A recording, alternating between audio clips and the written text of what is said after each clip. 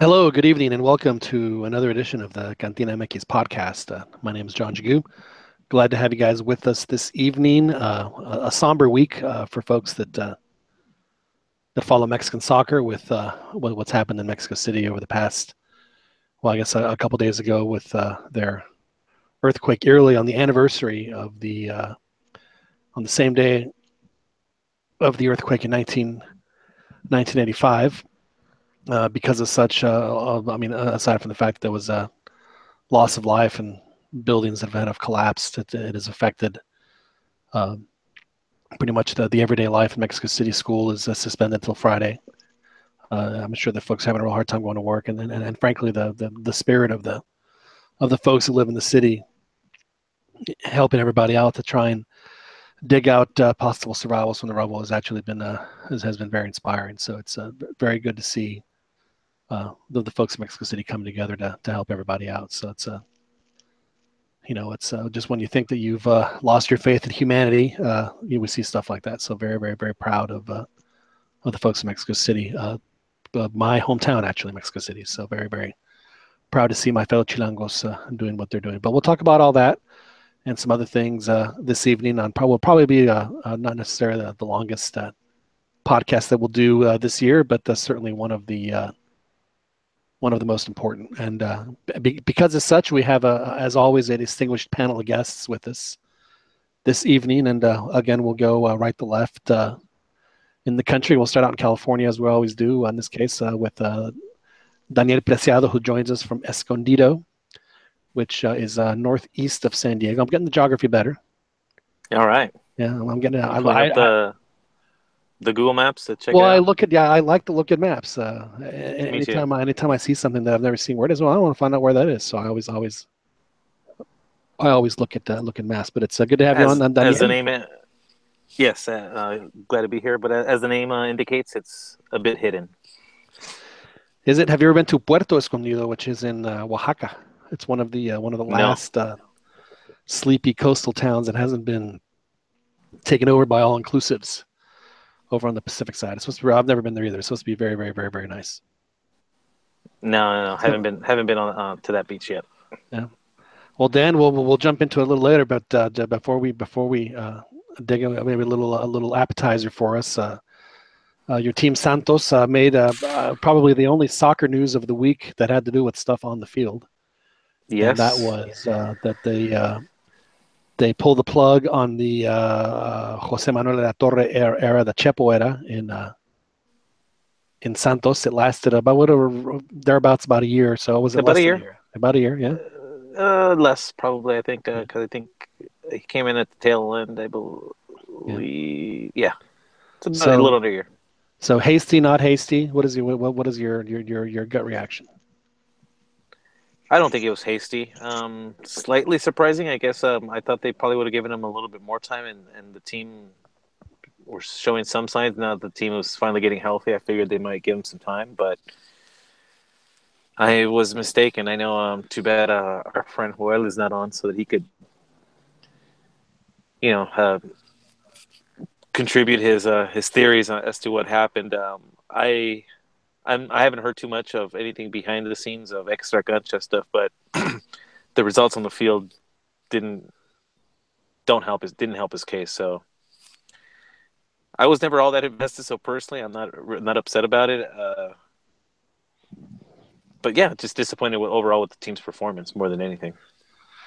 Right. Well, I mean, it's not like Santos is. I mean, they've over the years, as consistent as they've been, because of that consistency, they expect coaches to have their team playing at a certain level. And the reality is, at Santos, is that if you're not playing at that level, then you're gonna have to pay the piper at some point.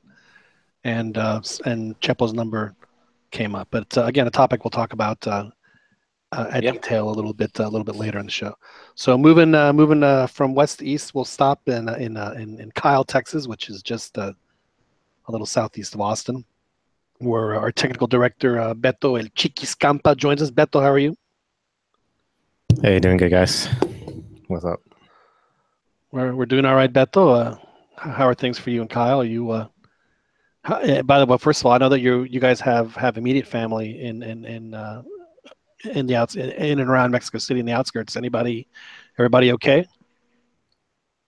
Yeah, one of my cousins works in the government building that got damaged, but everyone was out fine. Everyone else, the other cousins and nephews and stuff got out. One of the kids, I think, was in a school that got damaged as well.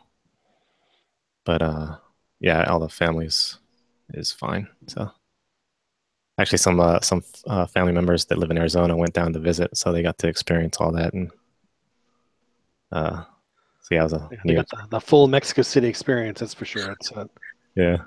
growing up as a kid down there, I didn't. I had already left by the time the '85 when it happened. But I mean, well, you guys don't live in California. I mean, you know what it's like. I mean, you'll just be having breakfast. I'll see and you see the chandelier shake, and then It actually seems to shake less here in San Diego than in LA. yeah. I don't know if it's just my perception, but it certainly feels that way. Yeah. But you know what I'm talking about, Dan. I mean, all of a sudden, and then you're hoping, okay, is that going to be it? Because Yeah, and it always seems that the time gets extended. Like you really feel the full duration of a second. It just seems like because we've never had anything catastrophic. At least I've never experienced anything like super long lasting. Most of the time, it's like 13 seconds or 10 seconds, but it feels like forever while it's happening. And yeah, you have that thing. It's like, all right, is this it, or is it going to get worse? And then right. like you're just. But yeah, we haven't had a really strong one in, I'd say, probably over 20 years now. Now you well, we'll talk about, but you probably remember the '94 one that hit LA pretty. That Yeah. was pretty rough on it. Well, we'll talk about that a little bit later. Before we do that, though, we need to introduce the last member of our panel who joins us finally again after, I don't know, like a month of moonlighting over on some other Chivas-related podcast. I guess, not good enough to hang out with us, especially on our 100th show. I mean, really. I mean, and to have, a distinguished guest. I would normally play the Guadalajara intro for you, but because I think we do have to punish you a little bit for not first. So we'll play Guadalajara for you, but we're going to play the Elvis version. Tienes el alma di Pavriciana, hueles a limpia rosa temprana. First, we're talking about Rigoberto Raton Ayala. Rigo, how are you, sir? Good, and yourself? I missed all you guys. Missed all your voices. Well, we're glad to have you back now. Of course, we're just kidding. I know that you had some natural disasters yourself that you had to work through with Hurricane Irma. That went blasting up I-75, and actually, Orlando got the eastern lashes. So how bad was it? I actually fled the city, and I made a weekend of it. And I went down to New Orleans. There are worse places to flee to. Yeah, but what's normally a 7.5 hour drive was about 14 hours. Because of all the people on the road. Oh my God, yeah, it was crazy. And we were taking back roads. We were trying to cut across, different parts of the state. But you would always hit these like traffic blocks where it doesn't matter where you went, there was just so much traffic. Chiquis, have you ever? Go ahead. I'm sorry. No, I was gonna say. Luckily, nothing happened to my home. My house actually never lost power. I know because my stove clock wasn't flashing when I got home. Right. So I was fine. All my family here, they were fine as well. Did you have to board up your windows before you left? I probably should have, but I didn't. I mean, none of my neighbors did in my neighborhood. Right. So you don't want to be. So you wouldn't want to be the first one, but you will sure be the second one. Yeah. Plus, we don't really have a lot of a lot of big trees in this area where I live. But where my brother lives, there's tons of trees. People with their houses boarded up. Right. And I drove by there recently, and there's like 3 or 4 houses where tree just pretty much like split a whole house. And how much rain did Orlando end up getting? But about like 15, 20 inches. It was pretty bad. That's a lot of rain. You're very lucky. There's still some places without power. I got a before and after of Sarasota. My sister stayed in Sarasota. They ended up not leaving, so I got a before and after of a little like stream by the house. Yeah, it filled up pretty good, but it wasn't too bad. You know what's funny is the storm actually turned in like right under Sarasota Right. and came inland, and like Tampa was like completely saved. One of my coworkers' brother lives in Tampa, and he said that his house was perfectly fine. He lived right on the water. He's like the water in the bay actually like got sucked up, and they had like no like minor flooding. Yeah, that's never good when you see the tide that low, because you're thinking, what the Yeah, hell is causing that's that? fuck that's fucking scary. Yeah, that's something I never I remember even during that awful tsunami in 2004, all the people where that had happened, and they're just walking out into the The ocean. basically into the extended beach, seeing all these fish flopping around, and like I didn't think about it at the time. Then I thought about it. Well, yeah, because I mean that's exactly what happens when a wave comes. The water gets pulled back into the surf. So if it gets pulled back that far, something gigantic is coming. So word to the wise, when you see that, run like hell. So Oh yeah, that's fucking scary. yeah, that's not anything that we ever want to see. Well, we do thank everybody for hopping on. Now, I had asked y'all earlier today if you guys remembered the earthquake that happened in Mexico in 1985, which was to the day. It was the same day, September, was it 19th? Yeah, it was 2 days ago, right, when the earthquake happened. So September, or was it yesterday that the earthquake happened? 2 days ago. The Oh, 2 19th, days ago. 2 days ago. yeah, so on September 19th, 1985, they had an earthquake, and this was back, in the days of without the internet, without the only modes of communication at that point were at least person to person, was the telephone. And the earthquake in Mexico City, which they had two, they had an 8.1, which is unheard of. I mean, that is, I mean, I know that people are saying, well, with the building codes, and nothing is going to withstand an 8.1, or that is as big as they get. And then they had an aftershock a few days later of like 7.6. I mean, they just got rocked awfully by these two earthquakes, and it knocked down the gigantic telephone pole that sent out all the local long distance calls in the city. So the telephone lines were completely knocked out. The Mexico was basically running blind as far as that for an entire week, maybe even longer. I'm not sure exactly when they got the phones turned up. So the only way that they could send messages out to the world was via satellite on Televisa, and also on, I'm not sure if it had become Azteca or Imevisión had become Azteca at that time. So I was actually home sick from school. I was a freshman in high school. And my father called from the office and said, I just heard on the radio that there was an earthquake in Mexico City. Can you put on CNN and watch? So I put it on CNN, and they're talking about this earthquake, and they haven't shown any pictures yet, but said it was a terrible earthquake. The epicenter was 50 miles due west of Acapulco, which basically puts it right in the ocean there, and said it was an 8.1. Well, at the time, my grandparents were living in Acapulco.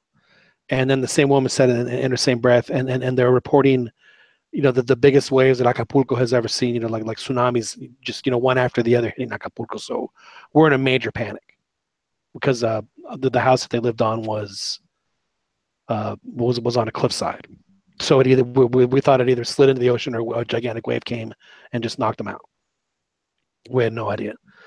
So later that afternoon, you're watching the news, and Jacobo Saludowski, I don't know if y'all are familiar with that name.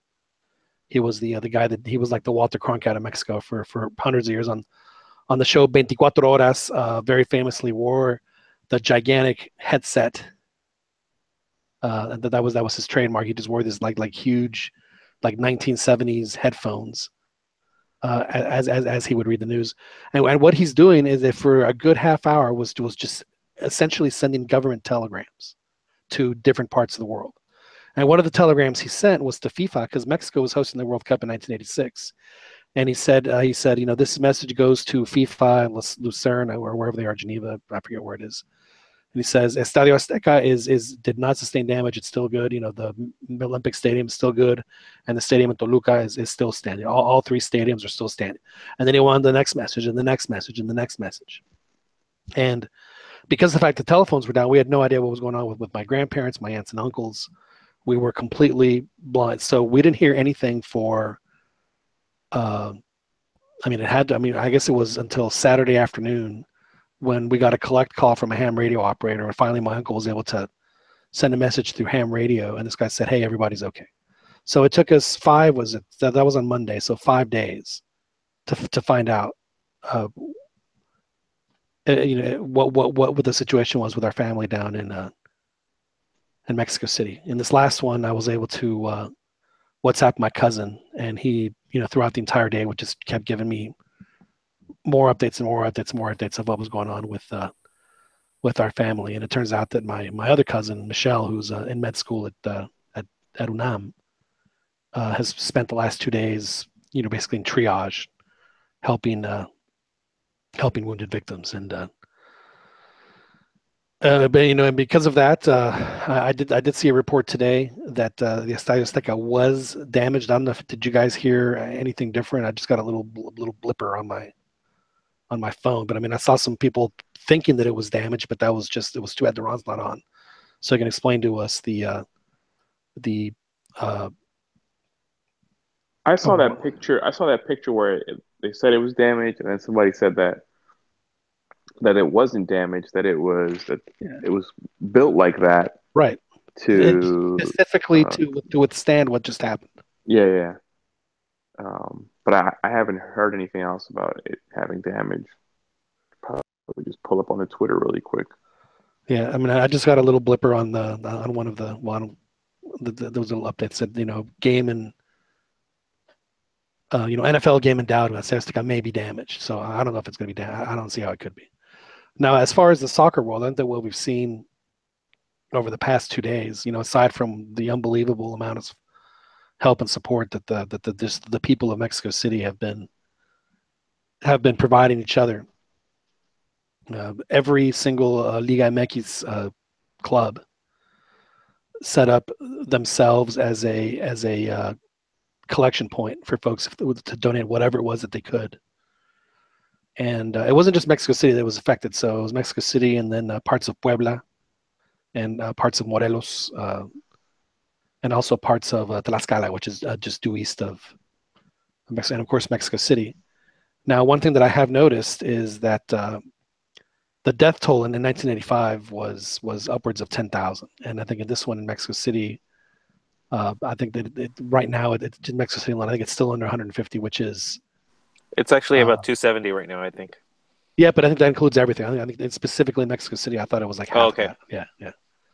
But and a lot of that was due to the as Ron was pointing out to us earlier in the week, that because of that earthquake, that they did have to raise the standards of what a building could do to determine in order for it to be built so that it can withstand things like this, because this happens in Mexico. I'm not going to say on a regular basis, but it's happened since they had one in 1957, they had one in 1985, they've had one now. So they happen about every 30 years is when they have these types of gigantic earthquakes. And it was very unfortunate. But I mean, I even saw footage of Cruz Azul's coach Paco Gemes, working till the long hours into the night, doing whatever he could to help. And I think we've seen that across the entire spectrum, not just of Liga MX, but of just people in Mexico, which at least like I said, kind of gives me a little more hope for humanity, that regardless of how the unfortunate circumstances of why people came together and the fact that they did, and especially in a country like Mexico that is so it's so unfortunate, just so cynical and so just browbeaten by the corruption, and it just go down the list, and for people to put all that aside, so it doesn't matter because we all need each other right now, and it was really, frankly, just pretty. I did see one comment on a chat group. Good to watch. There was a comment of asking if anybody's seen the video of a building shaking and a bunch of rats coming out, and the video was actually the Senate.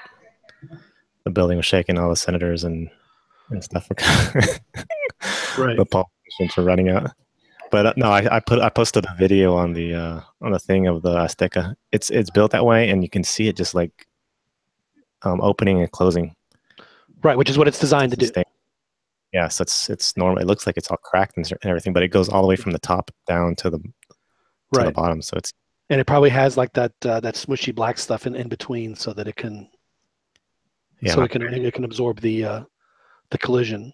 I mean, we have that in our own house. If you ever go outside and you go to the brick facade of your house and you see that there's this, this one gigantic line, it's done for the same reason. It's, at least in Austin particularly, where we don't have the most solid bedrock, so to speak, where it's, we have a lot of underground caves and stuff, and with the heat that we get in the summer, things tend to settle and contract and this and that, and it's just a way for your house to help keep its balance on the foundation. I wish, it's too bad that Ron isn't on. He could go into a little bit more detail, much more so than I could. So yeah, so that was actually part of the stadium design, designed specifically to withstand, in addition to many other things, an earthquake. Now, was it designed to withstand a 7.1? Who knows? But obviously, the Azteca's been around since 1966, so it has seen its fair share of earthquakes. Now, Dan, you were a teenager during the 1994 quake in LA, right? So you probably have Yep. vivid memories of that, I'm sure. Yeah, I remember it perfectly. Actually, it was early AM hours. My brother was out partying. He was, I guess, a senior in high school, I believe. I was in 8th grade, and yeah, man, that one was scary because you were asleep and it just jolted you up violently. And but we had experienced a number of pretty good sized earthquakes before that, so you kind of, at least I knew what to do. Like, you pop up, and then you just, at least at that, back then they used to tell you to get underneath doorways. That's no longer recommended because of swinging doors and loss of fingers. Um, so now it's against walls, against a solid weight bearing wall. That's where you want to be waiting. But anyways, um, yeah, it was scary, man. I had like a 2 month old, like just a puppy that we just bought. The little pop instincts kicked in. I remember grabbing him right away because he was scared. And yeah, I just remember my brother getting back drunk, and everybody telling the story. And the one thing I remember that was really trippy though was watching the news, because everybody's just watching the news to see like what they're talking about and how strong it was and everything. And then they're just to give you an idea of where I was, I was south of the epicenter. So, and the news was also north of me. So they're talking, they're doing like a live shot, and they're like, oh, we're experiencing another really strong aftershock. And I'm like, that's odd. I don't feel anything. And then just like about 5 seconds later, you feel that shock that they were talking about. Pretty trippy. Yeah, in fact, in 1985, Mexico, they had an aftershock that was again above 7, and we had some friends of ours that just, and it happened at night, and just grabbed their kids, and they walked onto the yard and were just waiting for their house to collapse because of what had happened earlier in the week. So yeah, it's earthquakes are. And where you are and where it's located, I mean, that's key, man. Like it's because I know my now wife, she lived in that was in Northridge. She lived in like in the San Fernando Valley, and so she must have felt it like way more than I did. Because if you're right near the epicenter, like you really feel the full force of it. The farther you get, it does lessen quite a bit. So you're saying that things. Well, I'm saying, like, because like you were telling me that was an 8.1, like, and that just sounds insane to Yeah. me. Yeah. That something like that, like if that was located where this one took place, I think the damage could have been way worse. Way Oh, worse. absolutely. There's no question. I mean, the earthquake that hit San Francisco, and during the 1989 World Series, I mean, I don't think was any bigger than a 7. I don't think. And then, I mean, that thing was But it happened right pancaking. smack right there. Yeah, it was pancaking freeways. Yeah, that was awful. It's pretty amazing. I'm not sure if you've seen some of the footage of the stadium at Cal. There, like the stadium's moving in opposite directions. It's being like torn in half slowly. Yeah. See, I mean, growing up, I was telling my cousins, like, dude, I was like, living in Austin, we get, in from April to June, we have to worry about tornadoes. And then after, and then maybe in the summer, occasionally a hurricane comes by, but that's it, man. We don't have to, there's no earthquakes, there's no tsunamis, there's none of that stuff.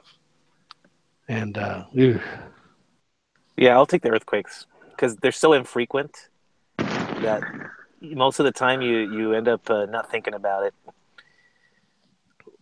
I think I'll take the hurricane. Where like, man, I've had nightmares where I dive from a tornado, dude. Like severe weather scares the crap out of me. Well, yeah, a hurricane is basically a gigantic tornado. Yeah. But at least you see it coming, like a hurricane. You know away, it's I guess coming. That's true. A tornado hit our house this spring. Oh wow! It knocked our biggest tree down. Our biggest tree, just like it snapped it like a toothpick. There's a road here not far from my house, probably maybe 2 miles from here, where there's like a whole row of like big trees just knocked down, where you're positive a tornado touched down and just knocked like a bunch of them. Because there was a ton of tornado warnings here now the hurricane hit. And then Florida also has, because like I don't know, dude. Like I maybe I watched too many documentaries, but like everywhere you go has like pick your poison type of place. But even Florida, they have like a bunch of sinkholes. Like that freaks me out it's too. Bad. It's so bad here. Like especially here in Central Florida, there's a lot of sinkholes. Like there's been resorts where like a chunk of a hotel will just like fall down, like fall through the ground. Yeah, I watched the documentary and I see like this dude who just like was sleeping, and like the whole bedroom just like sunk, just fell into oblivion. Like, dude, they never even recovered him. They never get you back. It's just like, damn, what a way to go. Yeah, could you? You think when you go like that, you automatically get sent to the front of the line? I'm literally going to hell for whatever happens next. You would hope so, right? You just hope that the fall is like long enough so that when you actually hit, that it's just quick. Or you just hopefully you didn't wake up at all and just slept through the whole thing. Or you probably just die from like the fall, like from being the heart attack. The heart attack of like you're falling. Well, I mean, if they can't ever find him, I mean, would he go into the Earth's core and just be incinerated and immediately just totally fried? Yeah, I'm kind of curious. Like, what's at the bottom? Just I'm assuming water. Well, it's dried up like water wells, which I'm surprised that it doesn't happen in Mexico City more often. Considering the city's built on top of a city on top of a lake. Well, see, but that's actually I think the bedrock is still there. Has saved Mexico City from earthquakes in the past. Is because of the fact that it's on that lake bed, that soft lake bed.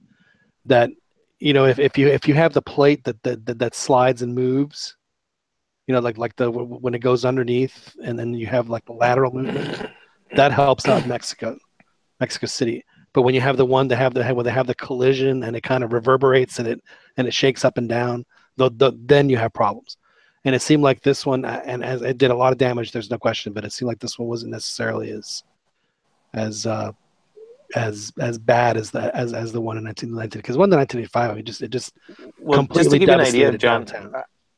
The one I think in Northridge was 6.8, which is pretty close to what was felt in Mexico. Right. Relatively close. And for the most part, the city is pretty unscathed. Very few casualties for the most part, because most of LA is built for earthquakes at this point. Right. So, like I said, like I think at 8.1, that's when you really start testing, like the engineering, like at its absolute maximum. Like that's exactly. Like Japan strong. Like you just. The 8.1 was like a couple weeks ago, right? Well, but in 85 was an 8.1, and then they had the one in again just level towns in Chiapas, That was in April, and that one people said like totally forgotten about that one. But I mean, that one destroyed a bunch of pueblitos in Chiapas too. I think the reason it my probably didn't parents get were in coverage was Cancun and they felt it. wow. My parents were on vacation in Cancun and they were like, we I felt wouldn't doubt it. felt the earthquake. That's how strong it was. Well, the one in Houston, I remember in Mexico City '85, that was felt as far as Houston. People that were in the tops of the skyscraper said the skyscraper had started swaying when it happened. Wow. Yeah, that's I've been I used to work in downtown, and I've been in the building during earthquakes. It's hard to in the moment rationalize it and to calm yourself, thinking, look, this is probably one of the most safest places you could actually be. Because the shaking is just so much more, and then it just keeps shaking afterwards, even after the earthquake stopped, because it just rollers the building, so you just keep rocking, and then you hear the squeaking of the glasses and the squeaking of like the joints in the building, just oh, it's awful. that sounds terrible. It is awful.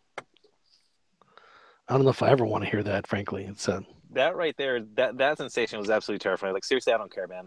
I never want to be anywhere near downtown LA during an earthquake, because you have to worry about all that shattering. The panes of glass are going to be falling down hundreds of feet. It sounds like some of the noises that Rigo makes when Chivas is losing. Yeah, that's rough. I forgot this was a soccer podcast. Yeah, now, speaking of which, now that obviously we talked about the teams that every club has become a collection point. They've set up triage centers, not just at the Estadio Azteca, but also in CEU, where actually today they said, hey, we have an abundance of things. This is what we have.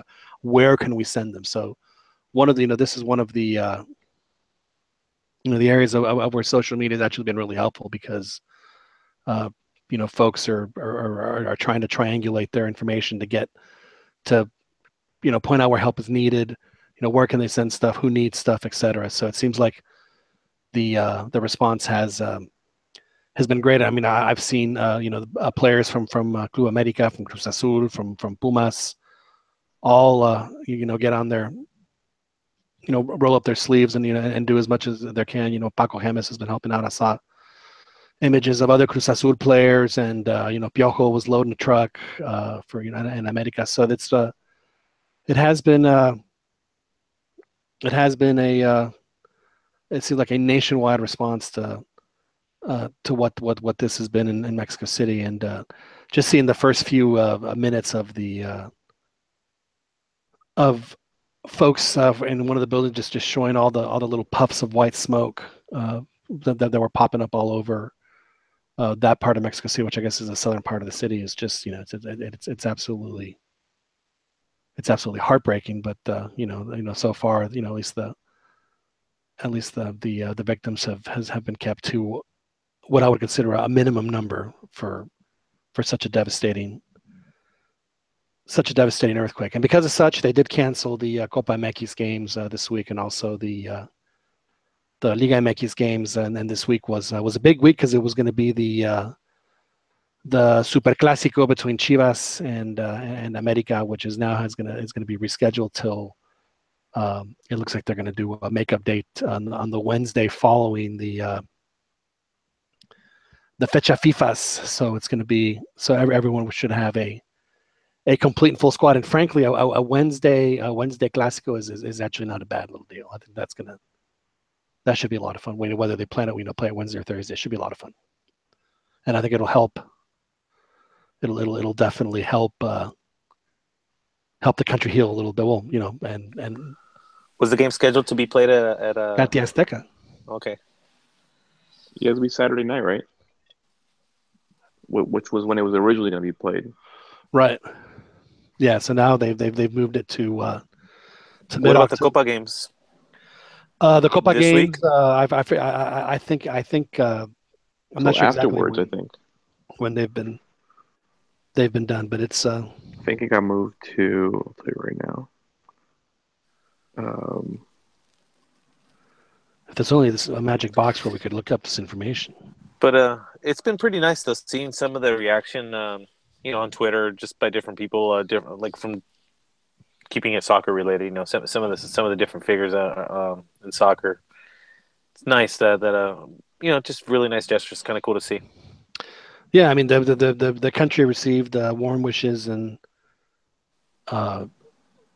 you know, whatever else you could say about, you know, like people like Cristiano Ronaldo, people's gonna say, my thoughts are with you, Mexico, or whatever it is, and setting flags. And I know that that friend of the show, Martin del Palacio, helped or with help of with Chicharito and Miguel Layun, started a little fund to see what they could do with their goal of raising $200,000. And as we speak, they are just inside of $2,000 left to meet their goal, and they set this up 30 hours ago. So yeah, it's pretty impressive that they've gotten donations from about 4,800 folks from what I would guess would be from around the world. And you know, it's like we said, it was pretty inspiring to see people come together to try and help out as much as they can when they can. Actually, the coolest thing that I saw was, I think it was this morning, somebody had posted a picture of a family that just drove up with their camioneta, opened up the tailgate, and just started pulling out food. And it actually looked delicious. It was mole con pollo with arroz and frijoles and all the tortillas. I mean, it looked outstanding. Frankly, it was wow. And I'm sure that was happening. Yeah, all I've over seen the a city. lot I'm of sure it was happening all over the city. And I was hoping to. yeah, I've I seen didn't a lot get of a videos of chance to. people selling tacos. Taco Yeah, deliveries, just yeah, man. Yeah. you know, and tacos. I mean, they're like the world's greatest medicine food anyway. I mean, to think of the unbelievable medicinal powers that a good taco has. You know, as far as you know, it can cure the cruda. You know, we all are, I'm sure, can attest to. Well, maybe not everybody. I know Chiquis probably couldn't, but I'm sure that the three of us can say, yeah, I've had a miracle taco before that has helped me shake the hair of the dog off my tongue and lessen the pounding in my head. You know, so it's just been phenomenal. And Eric Gomez, who works for ESPN, who had just recently moved to Mexico City, was just talking about just walking down the street and seeing, you know, everybody, you know, asking, hey, can I help you? Well, you know, what can we do? Can I offer you anything? And just, he said, it's really been inspiring. So, you know, it's good to see them Oh, come together. I got the schedule for Copa.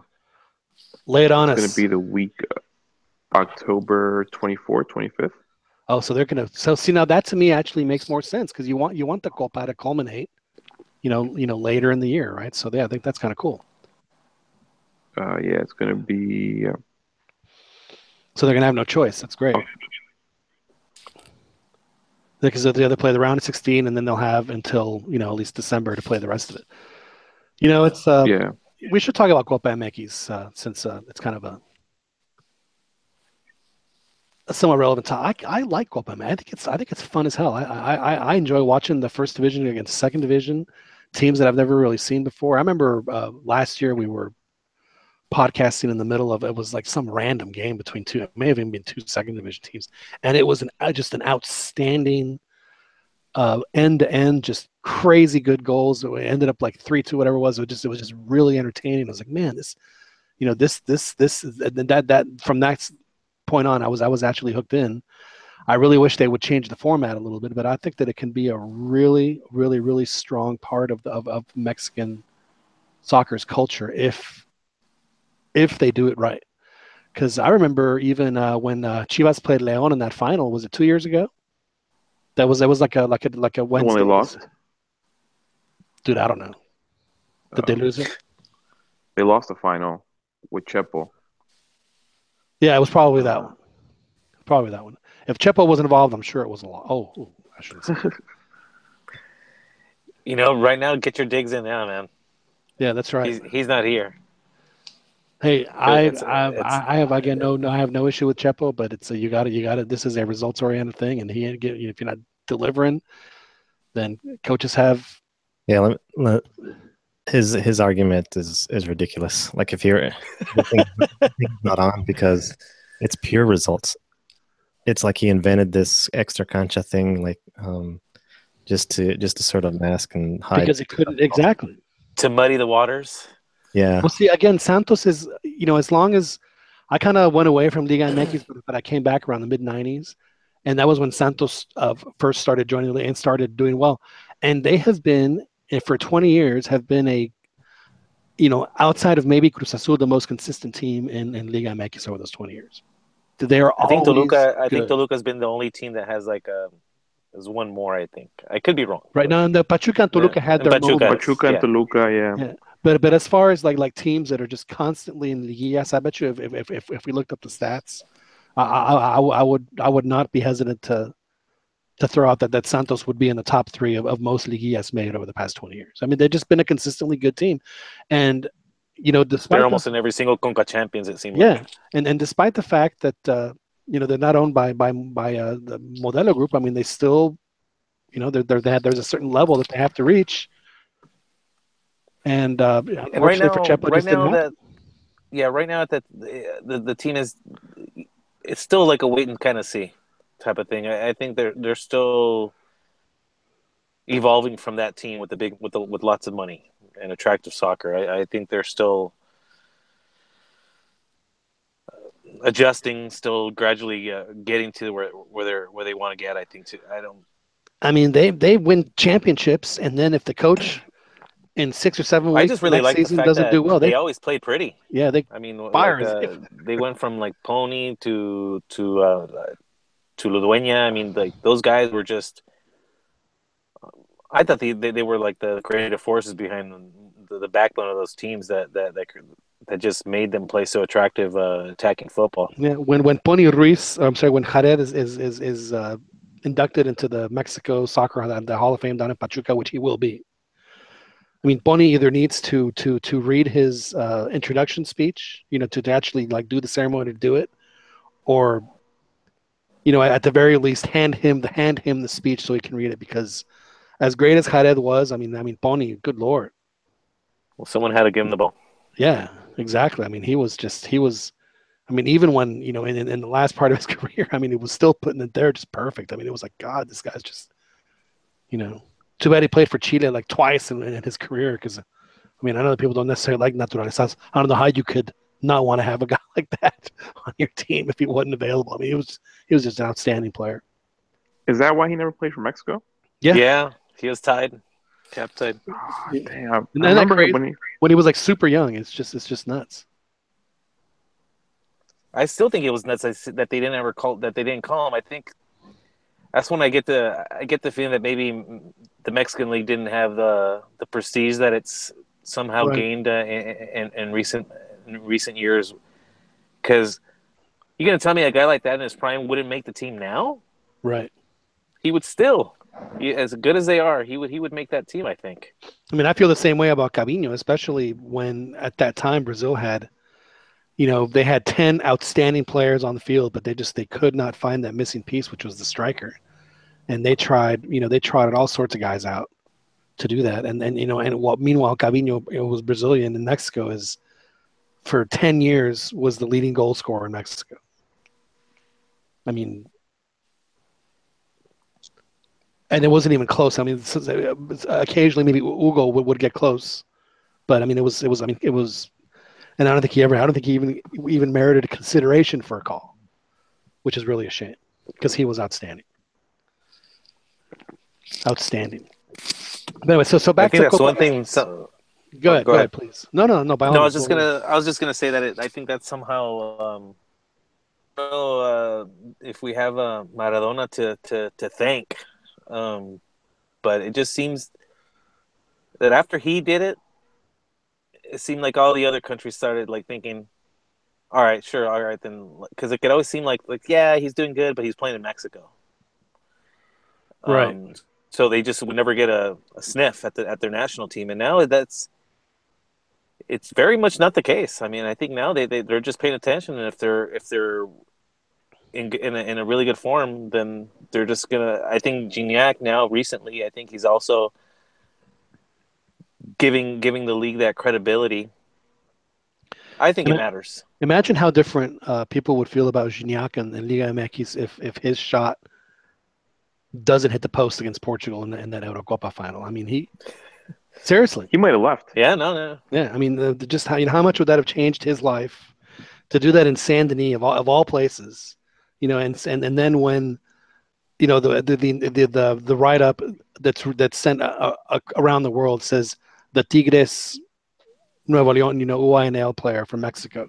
And the screenshot of him is throwing doing the the Locos y Locos y Libres. Libres. Yeah, exactly. Yeah. Oh, yeah, man, that would have I been. mean, dope. it would have been great. It would have been just exactly the worldwide credibility that Liga MX, in my opinion, is still lacking. And I think and I think it's a self-inflicted wound, because there's no reason for them not to, at the very least, put together like an hour. Like, my favorite show is when I was a kid, just because we got such tiny little morsels, was it was on, I guess, I don't know what, Prime, or which became Fox Sports Net, where they did the British week in review. It was an hour long. That they just like 3 or 4 minute highlights of the game, and then they did like match of the day. It lasted up 10 minutes.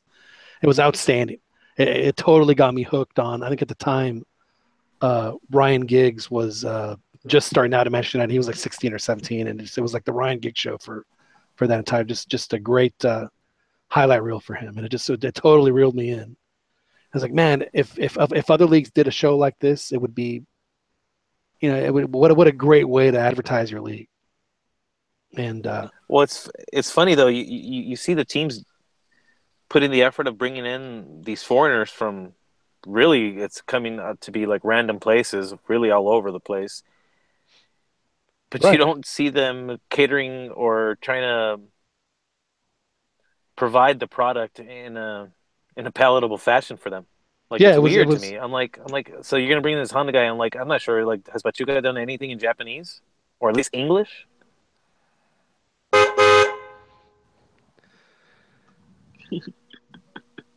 Exactly, and that's why I was hoping, and I didn't get a chance to talk to Martin about this, because he lives in Spain, and he has to use means to watch the games, which I think is just criminal. And first of all, it's a huge missed out. At least they're missing out on an opportunity to make some money. Number one. So yeah, it's just. I don't get the whole emphasis on English and even Japanese. Like, who's gonna?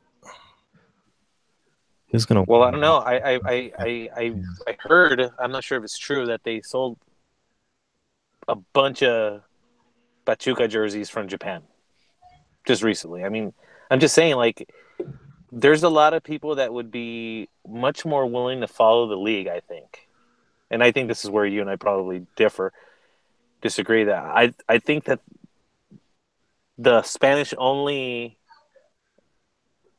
availability of a league, I think, hurts it. It prevents it from gathering a larger audience. I really do think so. I know there's, I don't know, I still frequent the message boards, and every once in a while, there's some fans that'll be like, I don't know what they're saying, but damn, this is just a ridiculous game. Right. Like I don't care that I don't really understand what they're saying. Like, this, the games are just too good, like, not to pass up. There's so many few people that are going to be willing to do that. Where I think if you had it in English and you invested in developing talents, even from the presenting side, because I still think there's a lot of work to be made, a lot of improvements to deliver the league in English. I mean, I don't think it's ever been done, so it's difficult to figure out how best to do it. I don't see the big deal with the English. Well, it has been done, but they did it on ESPN a few years ago. You don't see the big deal, but like, for a league that tells themselves that want to build and that want to be considered one of the premier leagues, you can't just have this big fish small pond mentality. Right. Yeah, but you have to think, and the fact that they sell so much, the fact that they sell so much of the league here in an English speaking country. Granted, yes, a lot of them are Spanish speaking, but not all of them. and even still, like Like you still have lots of Americans that actually do follow the league, either because of rivalry reasons or just because of people are just football junkies. I You, think they're losing out on a lot of the younger generations, though. yeah, I agree with you. Second, third on generations. the second, third generation Mexican Americans No, we talked about this who, before, though. yeah, who I, don't particularly speak Spanish at home I get that, but but like soccer. this is what I said before. I don't think you're on, Rigo, but this is what I said before about second, third, and fourth generation in the U.S. They're not going to be soccer. I don't think they're going to be soccer fans. Second, third, fourth generation are going to be so pochos that they're going to be NFL fans. They're going to be NBA Well, fans. you're generalizing, and the goal isn't to get That's the everybody. point. That's the point. Everybody is the majority of the people. Yeah, There's gonna be a specific but see, amount that's of my things point. that are gonna have the You're missing Mexican. the point. The goal has never been to convert the masses. It's to I know, gather more. It's to get that's what just I'm to get a saying. little an inkling But I more, think, but and what then I it think what's grows. happening is where you're losing them is not to the other major sports in America, because if you like soccer regardless. I Where agree you're with you. losing them is to the Premier League, Right. BN, to the La Liga, who give you English content. And if you're watching this soccer that's top level soccer in English, and English is your first language, it's a lot more appealing than having to watch soccer in a different language, which it might not be as appealing as those other leagues. I'll just give you an example, Beto. Just a few weeks ago, several weeks ago, I met up with some friends at this place called Shakespeare's. It's a British pub, very soccer friendly. Um, the place was packed with Cholos fans watching the game. He was banging cocktail waitresses two at a time. Americans or All, Mexicans? yeah. Americans. Well, Mexican Americans. I mean, they were speaking English. Okay, so yeah, I mean that I can Like understand. they're not. They're It's in not Southern Mexicans California. that are native, like that only speak Spanish, that are going to these like this place caters to mostly European. Like I've seen clásicos there. Uh, like my point is, like, it's mostly English speakers that are going there. It's not Spanish speakers that frequent that place. That's Southern. That's Yet the place Oakland. is full with Southern English California. speakers. That's Southern California.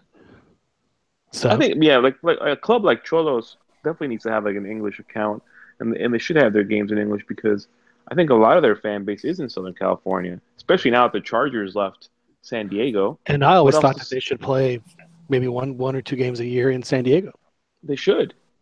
They're definitely missing out on I that. don't like that. I don't agree with that. I don't care. I think every team should be in English and have English Twitter and English. Try to do that. They can barely even have a good website. But but for somebody and to hear like complaints about, oh man, they're missing out, and like all these people complaining about whatever team not having English, or like if like take for example Chicharito going to that German Bayern Bear, and they create a Spanish feed, and then he leaves. Now what? Now what are they gonna do with that? Delete it? I'm not gonna pay attention to that team anymore. So, and I think the Mexican fan is the most other than probably the U.S. the most spazziest when it comes to Europeos and the people that go to Europe. And oh, you got to go to Europe, and oh, we got to go follow La Liga, and I got to buy. What does it have to do with what we're talking about, though? Because we're talking about following a team in another country, just because and having the English feed or the feed in your language accommodate you and support you in whatever you're Well, trying to okay, follow. I'll just give you an example, okay? And I'm just, maybe I'm making too far a leap here, but I personally think that I probably am in line with a lot of people, basically from everywhere, that like soccer. I tune in. I'm a huge Mexico fan, so my afternoons and evenings are on the weekends are filled with Liga MX games if I have the time. But in the mornings, I'm watching game. I'm checking the guide to see what Mexican is playing where, so I can watch the game. I'm improving. I'm adding to those ratings. I'm following their team, And if I had like throwaway money, I would absolutely buy these jerseys. Why? Because they're Mexican, and why it's cool. Like I get to buy a new jersey from a different team that I otherwise would never have. You know, it's like Dan, why do not? you and Momo have the same jersey? No, Not yet. no. What would you do like if you were to buy a Bear Chicharito jersey? Now what would you do with it? I would Just still like a wear it. collector's item? I would still wear it. I still wear my Vela at Arsenal. Yeah, I don't know. I mean I mean, so that's what, like man? I'm a fan I of guess the. I'm a fan I of the guess player, like not the team. everyone has their likes and dislikes. Like me, I would understand buying like But a my point is that I think logo you are not necessarily part of the majority. I think there's a lot of people that like to do that. So my point is, thank God I have access to watch La Liga.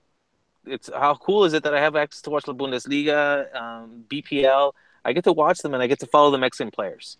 There's people in Japan that'd be like, "Damn, man, Honda, man, our boy, man. I sure wish I could freaking see him. It was better when he was in the BPL because at least I could watch him weekly. Now I gotta get some bootleg stream to try to watch it, and I have to watch it in Spanish, which kind of sucks. I don't think their passion for it is as high in I think Mexico. you're wrong. I think as long as the player is good enough, he's gonna have a huge following, It's even and especially for football starved countries like just for a name. Japan. He's Japan is brought No, just like Japan I is just think a lesser version of Mexico. I mean, I agree with Dan. starving for success. lesser version. Lesser, I yeah. don't even think they even care. They probably think this guy retired. I don't even. You're crazy. I agree with Dan because even if they thought he retired, I don't like even if they thought this guy is old and he's playing in a different league, like they'll still watch because I mean there isn't a particular example right now, but I mean I have friends from like Central America, and if they had a player playing in whatever country in Europe, it wouldn't matter how old he was or you know what team he was on, they would try and find a way to watch. Um, And we're talking about all non-U.S. My main focus is the U.S. No, The and I think in the market. U.S., the But see, Mexican League needs English content, and they need English but the thing is that they can't just. narration. It's not just the English speaking U.S. market that Liga MX needs to focus on. Yeah, it'd be great. It would be great to get a little piece of that. But why are you trying to get a piece of something that frankly, for 95% of it just isn't gonna care one way or the other? Why not go after the folks that are already fans of the sport? So why not market yourself more in South America, more in Europe, more in Asia, more in Africa? That I can agree with. That makes sense. I mean, yeah, the U.S. is a nice thing to have, And that goes. but to me, the only way Liga MX grows and grows the way that they want it to grow is they have to market themselves beyond North America. Period. End of story. And that goes straight to Libertadores because that's Yeah. tournament that's. But the problem with that is they're not in the same confederation. It sucks, but that's just either join CONMEBOL outright, right, and become that country that you think that you deserve to be, or stay in CONCACAF and keep dreaming about where you want to go. And you have, I think you have Mexican teams are complaining about the travel and all that stuff. Even the Argentina, that crazy dude from the Argentina panel, they were complaining about the travel. And Well, stuff. it's crazy. It's like a 14-hour flight. Yeah, so like joining It's CONMEBOL ridiculous. It is ridiculous. doesn't seem realistic if it's. I mean, No, I'm with you. I don't think it's realistic that I think they can make Mexico's it going to be. like they can if they like send them out there early. They can make it happen because they're traveling from Europe. Well, what needs to happen, not necessarily Libertadores would be great, is if they do, from Alaska to get out of the Fuego tournament, but they spread it out, to the point where, as you're saying, Chiquis, the game's on Thursday, but they land on Sunday, so they have time to. But I don't see CONCACAF ever allowing the cash cow to leave. Oh no, I'm not saying they wanted to leave. I'm saying, hey, let's combine. Let's Combine Yeah, both of them together. I'll bring my cow and you bring your Just one bull. big. Right. Okay. Imagine And Argentina, one big- we'll make a big baby catch cow. Argentina playing the U.S. and the U.S. Messi in the U.S. or No, I'm not talking about that. I'm talking about national teams. I'm talking about club teams. yes. I'm Okay. talking about like River Plate playing, LA Galaxy. yeah, exactly. Okay. Yeah, same thing. Yeah. Well, Copa de las Or Americas, exactly. call it something, Yeah. and That would be cool. I would totally be. attach a $5 million purse or $10 million purse, however much you can get. And I think it's in the works. Really I make think, it I worth think the it's going to teams. happen. Yeah, no, I agree with you. I do think it's in the works. I think this Copa America Centenario was just a test run of what because I think. Well, I mean, we've all seen Libertadores. I mean, I think all of it's lacking in Yeah, there was a the production is a reflection of the lack of resources, of lack of funds. There was a former Puma tonight, Ignacio Scocco, that scored 5 goals for freaking River Plate tonight. It's like, really? 5 was painful to watch. As a who, by the way, did get a very valuable point over the weekend against Chivas. We're very, very Oh my God. happy about that. Very happy about that. Stop the bleeding. Stop the bleeding. But I mean, to me, Liga MX has to they have to put on these shows, and they have to have. I mean, we asked Martin. Martin lives in Barcelona. We asked Martin, do they have any shows in La Liga? No, not one. It's a crime. Buy the time on Eurosport. I think we should have asked them too. Like, it's a shame. Like, what other leagues are available over there? Do you know by chance? Personally, no, I do. But I do know that MLS, they, because I work on their broadcast. I mean, we send out a world feed for each show. Yeah, see, that's crazy. That league is getting more attention than the Mexican league. Like that's borderline like sinful. I mean, come on. what are you getting? What are you talking about? On The the MLS is available broadcast. internationally. Yeah. I mean, Yeah. granted, I know they push it, but still, the fact that it's there, like they're thinking super long term. And obviously they're betting on something, but it's a shame that Mexico doesn't. Yeah. I'd say it's a less See, of a gamble I just for want Mexico. I just want Mexico's tunnel vision for the owners to look beyond the Spanish-speaking fans or the first generation Mexicans that live in the U.S. I mean, they have to understand, they have to know that is not a that low hanging fruit's is gonna run out very quickly. So if they want to get to where they want to get, they have to be able to make themselves. I mean, make themselves more available across the world. Yeah, because you think South America too. I mean, I'm sure there'd be plenty of South Americans Right. that'd be happy to tune in to watch a gazillion of their own kind Exactly. playing every week in and week out. Because I mean, every the best country's game. represented. The best game they had this year in Liga MX, in my opinion, was that Tigres America game. That was it was like a Wednesday. It was a jornada doble game. It was outstanding. I mean, it was.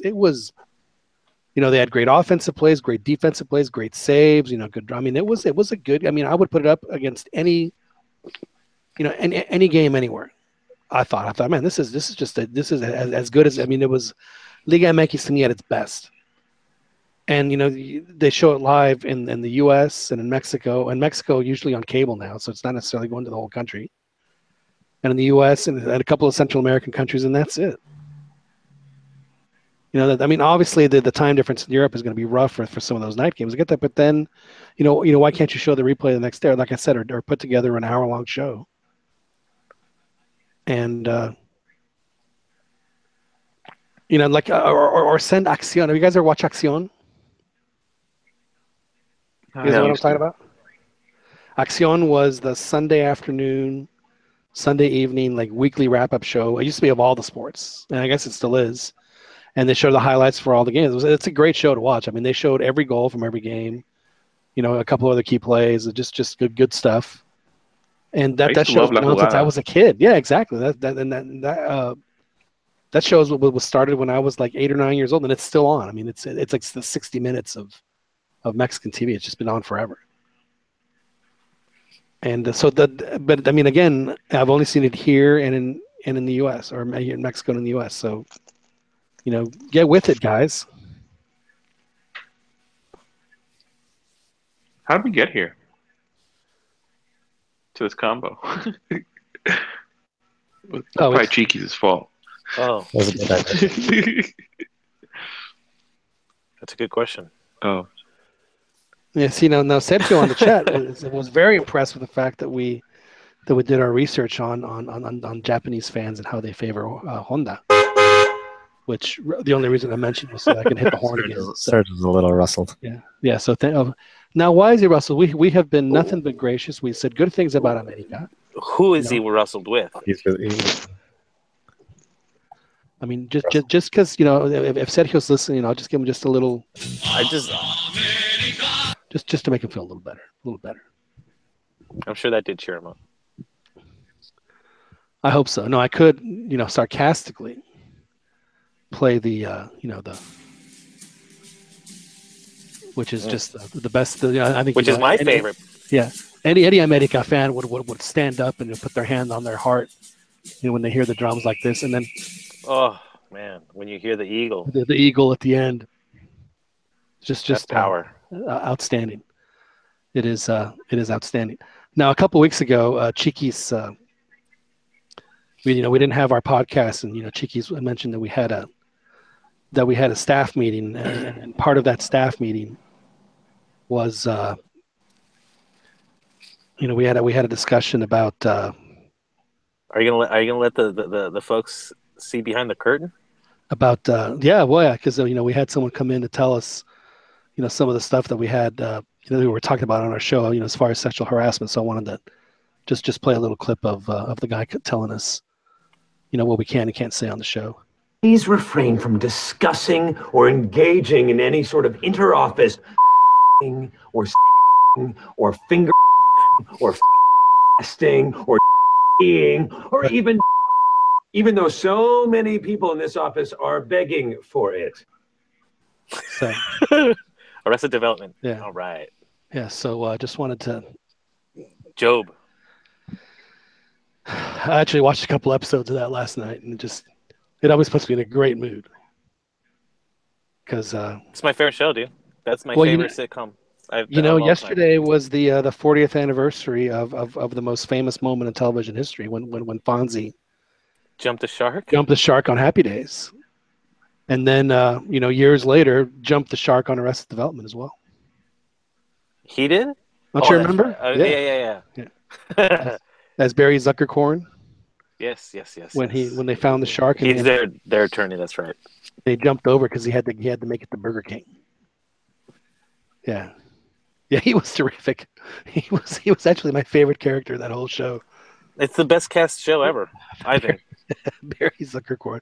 It really is. I can't think of a single character. I mean, Liza Minnelli. I mean, I never liked her before, man, but somehow on that show, man, she was just like the funniest thing every time she'd get that vertigo, dude. Yeah, she was pretty talented, man. She's got some stuff in the 70s and 80s. It's like, I mean, she was pretty good back then. And but for years on a Longhorn bulletin board, I had the Tobias Funke 4-picture headshots where he's like the tennis player and the cop and the gimp and something else. It just always cracked me up. I have 2 T-shirts. I got one of the banana stand and one of the characters without faces. You just see what they're wearing and you can tell who's who. Yeah.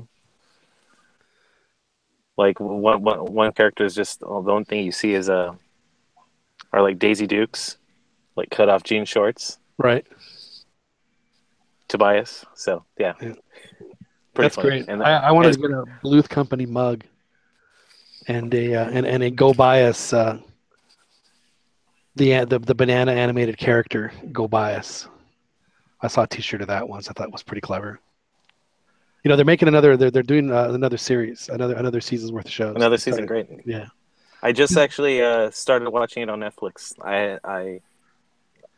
I'm only now catching up to the new episodes. New episodes were okay. It wasn't nearly The as first fun. episode, didn't blow my hair back. I'll be honest with you. Yeah, the season 4, frankly, you know, I don't know if you've watched all of them or not, but it was No, I haven't. not necessarily the best. I mean, but again, when But you you know what? compare it to I what they could go had, rewatch the first 3 years, and that's oh my all god, right. yeah, I love That's a good. That's several hours of good fun. that show. And then for you folks that haven't watched the Larry Sanders Show, those two I shows. never watched that one. Oh man, you've got to. If you have HBO, I don't know if you do or not, but if you do, it's on demand, and you can watch every single episode. And I guarantee you will thank me. You will thank me on the show. Yeah, I watched some Larry Sanders, man. Yeah, you're right. It was hilarious. All right. It is. Have you guys ever seen the Larry Sanders Show? No, I have not. Oh my God, Chickies. I saw And part of it. judging by the response, I'm thinking Rigo didn't watch Arrested Development either. No, I haven't watched Arrested Development. Oh my That's the one God. with Jason Bateman, right? Yeah. Yeah. Yeah, Dude, Jason Bateman was you guys, Dan, or maybe you're or maybe Chickies. You guys remember the show Silver Spoons? Yeah. No, you From got the your early shows 80s? mixed up. No. The Silver Hogan Family. Yeah, The no, Hogan Family. no. This was before the Hogan Family. Jason Bateman was on Silver Spoons when it first started, and he was so funny. Oh yeah, he was the best part of that show. That they had to get rid of him because it was a vehicle for Ricky Schroeder, so they had to get rid of Jason Bateman because he was stealing too much of the spotlight from Ricky. That's so odd. All I remember is Alfonso. Oh no, this was like a couple of years before Alfonso. Trust me, We're really, those are hilarious too. Yeah. All right. We're Yeah, taking those it are- back, man. We're really aging ourselves right now. Yeah, that Silver Spoons, Family Ties. What else? Hogan Family. no, but It was Rodrigo, the Hogan seriously, Family, not Family Ties, dude. Rodrigo, you haven't Come watched on. Arrested Development. I mean, you have some homework, dude. You gotta. You have some See, living to do. That's right. So now that there's no Liga MX games, I know you're moving and all. So are you driving up? Are you driving? Yeah, up? that's So- on Tuesday. So. Yeah. So are you married? No. You're not. So you're single. So well, can you hire somebody to drive so you can watch the stuff? While maybe I'll do. catch some episodes this weekend or Perfect Strangers. tomorrow night. First says Perfect Strangers. My Two Dads. yeah. My I Two love Dads was Perfect actually Strangers and My pretty Two good. Dads. I love My Two Dads. See, I My had Two a Dads crush- I had a watched, crush on Perfect that chick. Strangers, Oh, man. Cousin Balky. She was cute, man. But I never watched the rest of Development. Maybe I'll catch an episode on Netflix. Oh yeah, you got to watch it from episode 1. It is a great. It's a great show. And Larry Sanders Show, which started in 1992. It's Gary Shandling was a creator who was just a terrific comedian back then, and it was he and Judd Apatow and some other guys that did this show. And it is, I cannot tell you how many. And in fact, the dad in Arrested Development, Jeffrey Tambor, George, and what was his twin brother? Anyway, so 2 parts. George. I watched the Afternoon Delight episode yesterday, and Michael was telling the brother that he had Oscar, that he had to, he was hoping that he needed to loosen up the mom, so he gave her a little Afternoon Delight, and Jason Bateman was talking about Afternoon Delight, and Oscar thought he was talking about a strain of reefer called Afternoon Delight, so I said, I think I'll put it in her brownie. And Jason Bateman's like, dude, I don't need to know any information. It's like, it's very funny stuff. It's a great episode. Yeah, it's an outstanding episode. In fact, to that's give you actually a- where I got that little monologue was from that episode. Oh, okay. All right. Yeah. We are really going off the. Hey, end. coming Well, back to it's a soccer. slow soccer week. Coming back Yeah. to soccer, and speaking of episodes, a few days ago, the episode of Football Picante where Cuauhtemoc was a classic one. So if you guys, whoever Oh, listened, that was great. That was good stuff. check it out. I've been That's still hilarious. trying to watch it. I haven't been able to catch all of it. I love how honest he is. I'm not sure who to believe though. At least part of that conversation between him and Peláez. Elias is a snake, man. I always, you gotta always trust in El Divo. Well, I think that what Trust happened. the what? was I think that Peláez probably couldn't really say what the reason was, but I'm sure that it was a decision that wasn't necessarily made by him. But the one thing I will say about Peláez is that, like, for some of the stuff, he actually owned up to it. I mean, he was like, "Hey, dude, I made a mistake. Okay, I accept that. I screwed up. I made a mistake." I mean, how often do you hear in any sport, in any country, and in any GM, tell a former player that on national, on a nationally televised, internationally televised show that? So, um, Peláez may have been deceitful and some other stuff, but I mean, at least in that point, he was. It was riveting TV. I mean, they had four guys who were, were outstanding players in the league. I mean, four top 10 players for sure. Is it sweeps right now in Mexico? That I don't know. I mean, Cuauhtemoc has his hands full now because he's got to deal with the earthquake. Being the mayor of Cuernavaca and all. So, that's going to be certainly an underdone. I'm sure he's learning to be a bureaucrat. He was kind of underwhelming as a speaker, though, or was it just me? Who, Cuauhtemoc? He sounds too much like he's unpolished. I think. Yeah, he's very unpolished for TV. I mean, compared to like Peláez, the way he Hugo Sanchez, the way he kind of mocked impersonated Peláez, how their conversations went. It just seemed. I'm like, yeah, you're definitely not cut out for TV work, at least not in your present form. State, right? Yeah. Well, look how he grew up. I mean, look at his background and stuff, man. He's like a... Yeah, but he does stuff for that. I mean, we don't see it because we live in the States, but he was that Televisa color guy during the France World Cup. So it's not like he's never done TV. And I was surprised how Faitelson stood his ground a little bit. That to me it was actually the most interesting part. No, I thought it was great of him. I thought that was the best part of the show where he I agree. Like, come on, dude. He's like, you're 40, you're 42. Come on. Like I thought that was a totally valid point he made. No, that point was dumb though, man. He's not trying to be the figure of the team at 42. He's just trying to go out there and contribute. Right. Yeah, but he's bitching the fact that he wasn't going to allow to be played 90 minutes. He's bitching about all that stuff. Yeah, but what Cuauhtemoc said was, dude, I'm a professional. I played in the lower league. He said I actually had to get in better shape to play in that league because you have to run a lot more. So he said I wouldn't have asked for it if I didn't think I could do it. Yeah, and he's not trying to be the figure of the team. Faitelson was just trying to get his little jab in. There was no reason to bring up being the figure of the team. He just wanted to play 90 minutes.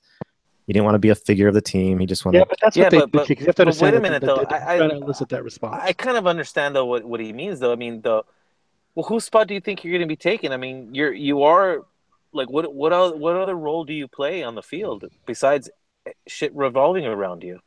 He's not going to be playing a supporting role. I mean. I know, and even when he did play, he contributed quite a bit because it was like a half that he played, and he actually. No, I agree. Like, I'm not saying that he wasn't good, and because the talent's always there. I'm just saying that again. It's a night game in Mexico City, so no one's going to be running hard anyway, and it's at night, so it's going to be like 55 degrees. It was against Morelia, and he brought that up also. Faitelson was getting his jabs in. He brought it. It's against Morelia and all this stuff. And you could tell he was. Yeah, but Faitelson is doing that on purpose. Just, I mean, I'm sure that he told him before the show, "Hey, man, I'm going to come at you like this." And he probably told him exactly what he was going to say. You think so? I don't know. Absolutely. At least from the parts I saw, he seemed awfully emotional. Faitelson did? No, Cuauhtemoc. And then they talked about their little incident that they had, like in 2003 in Veracruz, where Cuauhtemoc. Well, Jose Ramon didn't give him a second to before he started antagonizing. He's such a little. He's a troll. Little shit. Yeah. He did the same thing when one of the coaches for, I think it was Chucho Ramirez, who had gone from coaching the youth team to America, and so they have him on the panel, and the first thing Jose Ramon asked him is, "Why is America playing so shitty?" It's like, dude. I think he was perfect. He perfectly brought up, careful, he's going to give you a cachetada, or you're asking for a cachetada otra vez, and all that stuff. That was perfect. Yeah, but they actually talked about it, and I thought both. I mean, I know that Fato said, I went and talked to the head of that. The guy's like, dude, get out of here with that crap. And then he said, then Cuauhtemoc called me later, and he apologized, and we worked it out, and then since then we've actually been really decent friends, and you could tell, they actually had a a much more amicable relationship, which I thought was groovy, and good on both of them to admit that. I thought that to me that was the best part of the show was how they talked about how it evolved after what had happened. That they showed that they're actually human beings that. Yeah, I mean they're dudes. They get over stuff. Yeah. Not to be. Yeah. Never mind. I liked when they asked Cuauhtemoc to pick his top 5. Right. Did you guys see that? Uh-huh. And he calls Peláez a tronco. Oh. That's why he wasn't in his top 5. He was joking, obviously. Well, I mean, honestly, out of those guys, I wouldn't have put Peláez in that list either. In fact, the ones that I wouldn't have put him either. Yeah. I was totally. Maybe the other one that I probably would have put was Chicharito, but I mean, who do you take out? I mean, if they would have said don't include yourself, then he puts Chicharito. But I mean, he was, as long as I've been following, Cuauhtemoc Blanco was far and away the best national team player Mexico's ever had, at least in my lifetime. And I don't think there's not a close second. Yeah, I think also his charisma. I think more than anything, I think he just had a way of carrying himself that right. It was the me vale hasn't been madre. seen since. Exactly. He tries the Cuauhtemiña in France '98 and against Korea, and it works. And then he tries it against Belgium, and it fails miserably. And then he doesn't do it again, right? Until the Italy game in 2002, and it works. Just love that guy. I remember one time. La Jugada, another great show when they would do their colección privada with that little top 10 of, here's, 10 goals of the 10 best goals of the Azteca on a Wednesday, and the show, all these crazy goals. They did one of here are the top 10 best passes Cuauhtemoc made with his ass. And they showed passes where Cuauhtemoc would trap it with his butt, or just kind of give it a little, nudge with his butt with the ball to pass it to a player. Those 10 of them. Oh man, those passes would just blow my mind. Like he'd be looking the opposite way, and then just, yeah, man. Like he made it look so simple, but it's like, man, you never see players that clever. No, I miss him. I was He's attracted. absolutely one of my favorites. His brash attitude, like the way he would like just bow up to people, like the Kobe Jones, and to just different guys, and it didn't hurt Mexico too bad. Although there are certain situations like the Honduras game in the Gold Cup, he got a red, and then of course the Libertadores game against Sal Caetano, where he sort of incited the whole thing. But other than that, he was a great player. And then didn't back down from nobody. He was the only player when the U.S. beat Mexico in the round of 16 in Korea. He was the only player that stayed on the field and congratulated the U.S. players, which I thought was one of his great. Well, I believe it one of his greatest gestures. I think, you got to take the bad with the good. So. That's what I was gonna say. I'm like, you can't act like that and not be gracious in defeat. And I was gonna say, like, I mean, for every bad thing, like for that attitude, sometimes it's gonna hurt you. There was a great article in in Sports Illustrated actually when he went over to Chicago Fire, and how surprised his teammates were with. With his attitude on the field, and how surprised he was about his team. It just basically that they were surprised that they meshed as well as they did, and they even talked about how he was kind of sometimes he was kind of a kind of a dick in the locker room, but like playfully so, where like they'd be playing some game and he would just come in and play like knock all the pieces over or whatever it was, just pranks like that, and they just. He had apparently had great comic timing, is what they said. It just he really knows when it's like that on the field too. He's like he just knows when to take the shot, when to make the pass, etc. So yeah, he's just another player who just makes you makes your heart hurt for what he could have been had he not missed 2 years or whatever the hell it was with that awful injury. It's like God. But even after the injury, I mean, he scored that game against Jamaica was. I mean, what he did to get Mexico to, I mean, because if they lost that game, they were out, they were done, they were toast. There was no way they were going to qualify if they lost that game. And of course, it was an autogol that puts Jamaica up 1-0. And then late in the second half, he and Arellano combined for both goals, if I'm not mistaken, and he gets them both. And it's like, man, I mean, and this was, I think Chiquis, was this his first game back from injury? I think it may have been. It would only add to the legend if it was. And if I'm not, I wish Ron was here because he would definitely know. I think it was his first game back from that injury because he didn't play that whole summer with Ojitos when they just looked, as, I mean, it wasn't necessarily that they just looked terrible. They were all. Do y'all remember the O2 qualifying at all? I do, but not that detailed. It was bad. It was bad. I remember how bad it was. Yeah, it was. Oof. And yeah, but he came in and he did that. He got those goals against Jamaica, and it totally turned that campaign around. I mean, he put Mexico in the World Cup. He put them on their shoulders. And as great as Hugo was, Hugo never got the opportunity to do that just because he missed out on a whole World Cup cycle when they got booted out. And he's still mad. Have you ever seen Tim? I think you brought it up, Chiquis. He is still pissed. He's pissed about it. He's still pissed. He's all the time. He talks about it all the time on. And he should be. He should be. I mean, I don't think y'all understand how good Mexico was then and how bad the rest of the world was. I mean, they had a legitimate chance to do a lot of damage in that World Cup. I mean, that was. I believe that was their best team. The 86 team? Or the 90 team? The would-be 90 team? Yeah. Because they had the 86 team where a lot of them had been playing in Spain at the time. And then they had like Sage was 4 years younger. Luis Garcia was just coming up. I mean, they had some really, really, really good talent. They had a very talented team.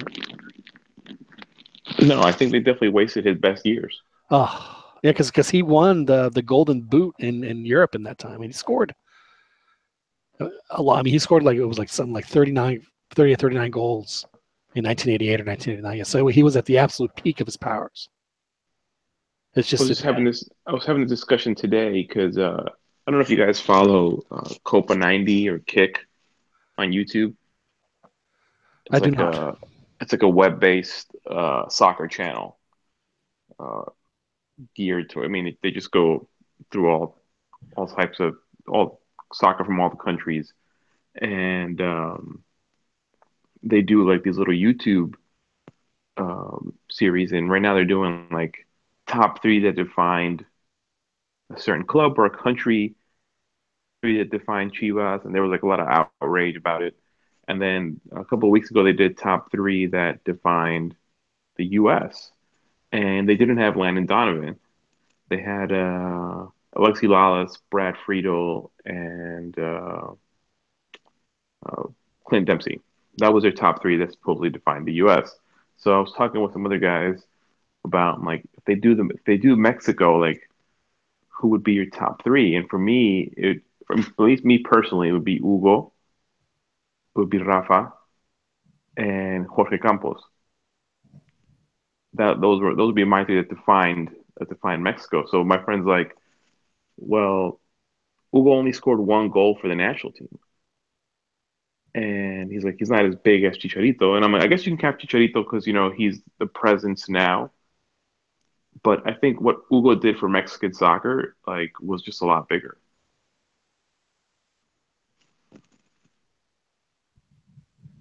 Are you guys still there? Yep. Oh, thought I lost you. I gotta hate on Jorge Campos a little bit, but I'm down. I'm down with your list.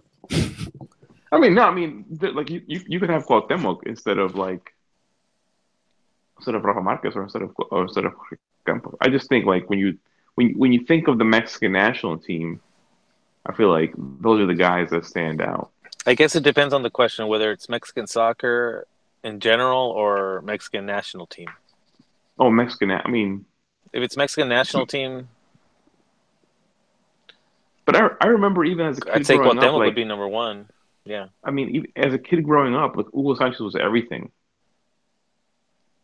Like, even though he wasn't, as productive on the national team as he was with Real Madrid, but he was still like everything. And this is what I remember growing up. I felt like Guau hit his stride like in the 2000s, like late 90s, 2000s. I'm not saying he shouldn't be on the list because he should. He's me, but if you only had to pick three, I I personally would not have Campos in there. Brody, Maybe it's because of his TV work. are you jealous, Dan, that Brody gets to wear his chanclas to work and you don't? His No, huaraches. no. I'm not a particular fan of his shtick. That the times that I've seen him on in games doing commentary. He's a That's clown. just not. Him and Martino are clowns. Well, isn't Brody just basically the Mexico equivalent of a California surfer dude? Is that what he is? Yeah. I mean, Brody is an Acapulco slang term for compadre. Yeah, man. I was just like he didn't make me laugh. I'll say that. Did not make me laugh. He makes me laugh. Well, the whole Azteca transmission is hilarious. It's just ridiculous. It's so dumb.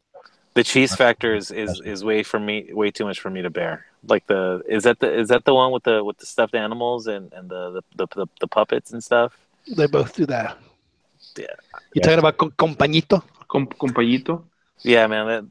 That's cringy stuff, man. No, it's not. I mean, compañito is just triumph the insult.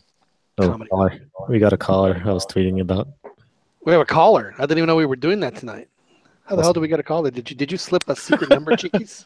Yeah, somebody tweeted, so I set up the phone lines. Another Joel. Joel, is this another Joel that joins us? This is another Joel, but this is a Joel in Oakland, not a Joel in LA. Yeah. Joel in Oakland. Hold on, John. I'm sorry. Is this the same Joel in Oakland that calls the World Football phone in? Ha! Yeah, it is. Check that out. I listen regularly, so he loves to he loves to talk about soccer, and so we listen to that. It's family friendly, unlike you guys, and and he enjoys to hear his voice on the radio. Well, not on the radio, online, but so yeah, we call that in occasionally, and he gets to ask his questions and gets to banter with Tim Vickery. So yeah. I'm also the guy who wrote that article about the chant, the infamous chant that was on Latino Rebels. I don't know if you guys saw that. I also wrote an article recently about Rafa Marquez and the drug war in Mexico. Cool stuff. Cool, man. Well, what can we do? Glad you're calling in. Yeah, what can we do for you, sir? Well, first off, I'm glad you guys were talking so much about the earthquake in Mexico because obviously that's been on everybody's mind. And I got to tell you, I don't know if you guys were watching the Real Betis Real Madrid game yesterday, but when Andres Guardado almost got that assist at like the 90th minute, and it was called offside, but I swear to God, I jumped up and started screaming. I was so happy for him because I had thought that would be like such a glimmer of hope in this like moment of tragedy that we were all experiencing. Raul Jimenez did get to score his goal, and he did have a nice message on it. He was trying desperately to show the message on his shirt, but his teammates were. But I think he finally did get to show it, and it said Fuerza Mexico. So yeah, so it was a bit cathartic for you then to see Guardado have his near. And then of course they got the big win, which frankly I'm sure Guardado was much happier about anyway. Was that at the Bernabeu that Betis got the win yesterday? That was at the Bernabeu. Yeah. Wow. The funny stat that's been circulating in Spain is that Messi has as many goals as Real Madrid as an entire team does this whole season so far. They both have 9. The entire team of Real Madrid has as many goals as Messi right now. So it's pretty funny because everybody thought that losing Neymar, Barcelona would be doing horribly this year, and that Real Madrid, who just won the Champions League, were walking on sunshine. Right Yeah, now. how could Barcelona survive with only the best and third best player in the world? They're missing the second best player. Just And in a two deep league too. You got to take. yeah, exactly. Yeah, how could that? Yeah. Sorry, I laugh at folks who say that where the Barcelona is going to struggle. Guardado got that ray of sunshine and was able to. It certainly uplifted me. Thankfully, I don't have family who were affected. I have some family in DF. They're all fine. Most of my family's in the north in Monterrey. So thankfully. Now, does that make you a Monterrey fan? No, I don't actually know what I am. I didn't grow up watching soccer. I grew up watching baseball. So if you want to talk about the Dodgers for the next hour, we don't want to talk about the Dodgers. We don't ever want to talk about the Dodgers. Why not? You know what's going to happen? Yours? The Astros are finally going to make the World Series, and who are they going to play their lifelong nemesis, the Doyers? I'm worried that it's going to be like the Angels versus the Red Sox or some ridiculous like that. Or not the Angels versus the Red Sox. The Angels versus like the Rockies or something. I don't know. So, are you from LA? Long time. I'm from LA. Yeah, I grew up. I was born and raised in LA, in the city of Los Angeles, not like in Irvine or anything like that. So. All right. Right on. Cool. Anyway, but the question I had for you guys is it's kind of self-serving, and I go back to talking about my son. And I know that I forgot your name, dude, who lives in Escondido. What's your name? Daniel. Right? Yeah, I'm sorry. What's your name again? Dan? Yeah. Okay, sorry, dude. I'm sorry. I was trying to follow along to the podcast. And you do soccer development, right? No. That would that'd be our profe, our coach Juan Uribe, who joins us when he's not doing soccer development. Yeah, he's actually in Long Beach. Oh, I believe. I'm confused. I'm sorry. Well, maybe you guys have an opinion about this then, and it is a little self-serving, but so I have I was just talking about my boy earlier, and he's been playing soccer since he was like 3, and I honestly, like I said, I grew up playing baseball. But I love soccer. I've watched it. But I was a casual fan, to be quite honest with you guys. And when my kid was a little baby, I wanted to watch TV while I was, holding him, and I would rather watch soccer than have my son be exposed to all the Viagra and erectile dysfunction ads that are present in baseball. And so I hate commercials. So what does that say about baseball? Excuse me? What does that say about baseball that they have? There's a lot of old guys watching. All right. I'm sorry. White dudes who watch baseball. Please. With BP problems. Please continue. And me. So you're self-service. So your kid, you start watching soccer with your kid while you're at the kid is at the man teat. Dude, he is loving soccer, man. I mean, I can't even tell you. And his first love was Messi. It was not Messi. It was Memo. Man, he loved watching those compilation videos that they put out when he was still with America. That one where he was diving and got that free kick in the top corner. Man, he would just watch that over and over. Dude, and over. You're not going to tell us that your boy's an America fan, are you? This is not where this is devolving into, I hope. Not at all. Okay. But anyway.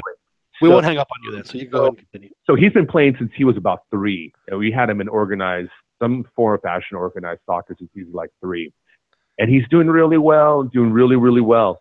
And then now I feel like he's kind of it's kind of getting stuck because I feel like he's getting criminalized because of his physical stature and because of his ball skills. And the reason why I say this, and I know that this is an issue that's come up again and again, a lot of times in the United States, there's always this conversation around athleticism and soccer. They always want the biggest guys in soccer. And there's always this conversation that, good thing that the NFL is doing so poorly right now in the ratings that maybe some of these guys who would normally go out for U.S. football might go to soccer. and therefore might up the U.S.'s game on the international stage, right, by having bigger, stronger, more athletic guys. You know, Conversely, there's a whole argument against that, which is saying, like, that's what's wrong with U.S. soccer. I can say 2 words to, Yeah. to argue against that, and I think it puts the argument to rest. Period. End of story. Xavi and Iniesta. Yeah. That's exactly. You know what's funny, man?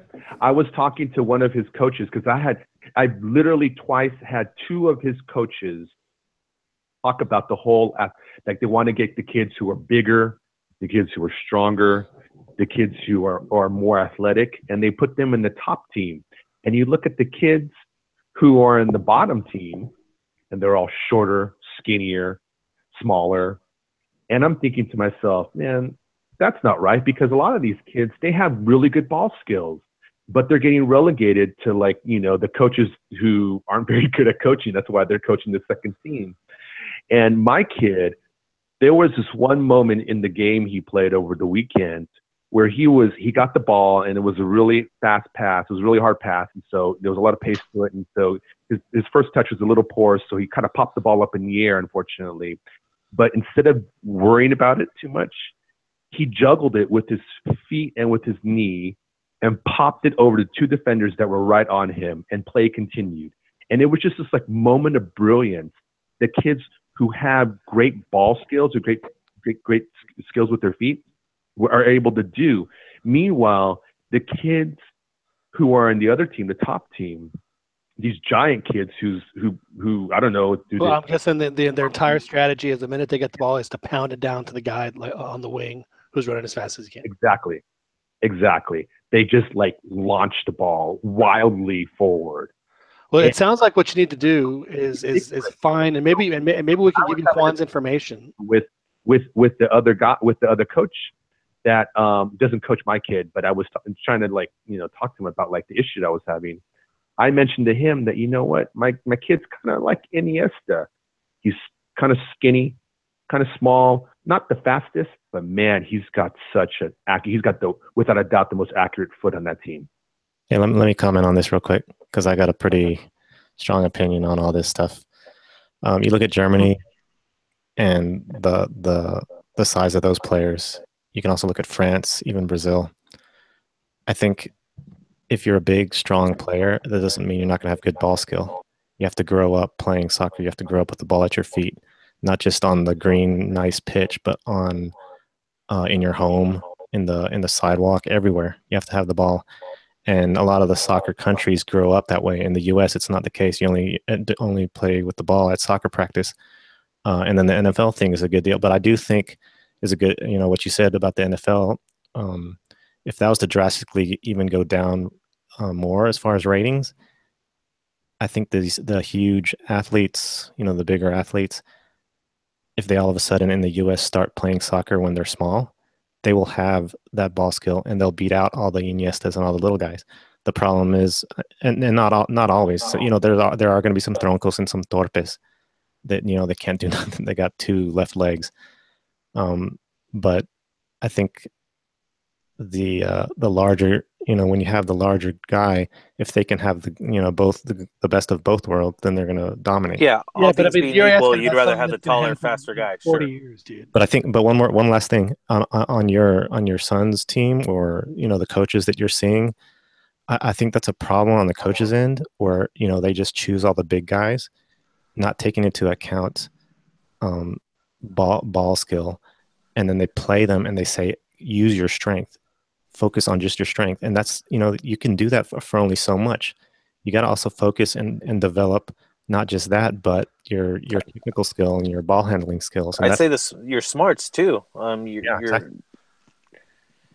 I don't know if this is not to make any generalizations, but maybe if you're having trouble finding certain coaches or certain leagues that try different leagues or try different coaches from different areas. Yeah, just ask around. I see if some coach plays a different way. Because I know our prof is actually we do have a coach here. Rigo's a coach. Yeah, I coach little league soccer too. But growing up in New York, and now being down here in Orlando and watching how they play here in Orlando, I see two different things. I see here in Orlando, I see more of that Americanized, long ball play with, you know, um, play more physical, play, try to use physical attributes to win games from the other teams that we play against, and even from the kids that come onto my team and I'm coaching them, they have a lot of trouble with, you know, passing the ball, knowing how to get into open space for other players. Whereas in where I grew up in New York and Long Island, um, it was a very like the town was pretty much Latin American. Um, the soccer teams were all, Central American, South American. So there was a lot of emphasis on passing, on your first touch, on retaining possession. Um, when you have control of the ball, it's okay to drop the ball back all the way to the defenders. And here I hear, like, because I'm on the sideline, and I'll tell my kids, hey, if there's nobody in front of you open, like it's okay to drop the ball back. Let's start over. If the other team is hunkering back on their side of the pitch, um, and like I'll see my kids pass the ball back, and then I'll hear from on the other side of the field like a parent yell like, "What are you doing? Why are you going back?" Um, and it's just like a completely different style of what they're used to. So yeah, so maybe going to, I mean, I don't know where you live, and I don't know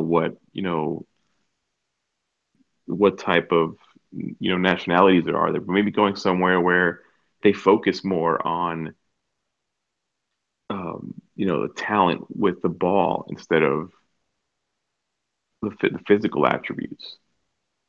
Because if your son is good at having ball control and smart with the ball, then he doesn't need the size. You don't need the size in soccer. No, you don't. I mean, it helps. It helps. You don't. Because I mean, I coached the high school team, 'Cause soccer is and I all had a about bunch of having a low center of gravity. If you have a low center of I gravity, I had a hitting bunch of a high twins, ball, well, you're going to be and out. they were great. I mean, I'm 5'11", 6 foot. I don't have the best ball control. Um, but my brother's 5'8", and he was always one of the shortest guys in the field, and great ball control, great vision.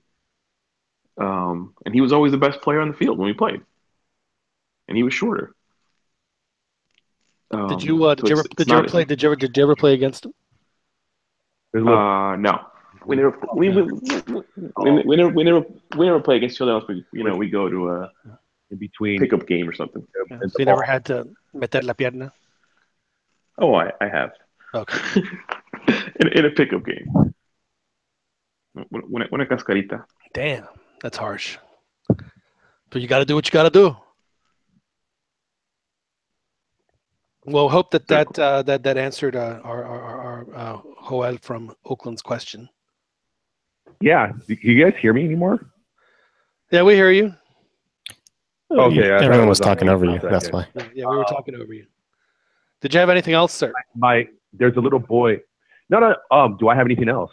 Yeah. Um, You have another question or comment? I don't know, man. That was the only thing. I just kind of wanted to be quite honest with you guys, I just wanted some affirmation. And I knew that, like I said, ultimately this was an ongoing discussion about how the United States views itself in the rest of the world. And I know that in other parts of the world, like, Mexico and South America, like you guys said, Europe, there isn't this importance of athleticism being placed on the kids and on the players. It's more about the ball skills. And we're talking about, getting to that fifth game in the United States, is having the same conversations. And they people are talking about how, all the U.S. players do is just run, because they just have the focus on athleticism, and they get tired and they lose. So, and I it's hard because I'm going up against a club. Basically, my son's club is one of those U.S. soccer organization affiliated groups, and so they're getting all the curriculum that filtered down, and they're embracing it. So, yeah, maybe I should look for something else. So, in terms of other questions, though, man, I don't know. I'm kind of at a loss because that's all I was fixated on right now. I do have questions about the lack of a striker in the national team. Who's going to be our next striker? The next one, as in like for 2022? Or even 2018, man. I'm not. Raul Jimenez. I'm getting a little nervous about Chicharito, man. Oh no, I think we're fine. I think we're perfectly fine with Raul or with Chicharito. I mean, you have the kid. You have the kid from Santos, the Cristiano Ronaldo kid.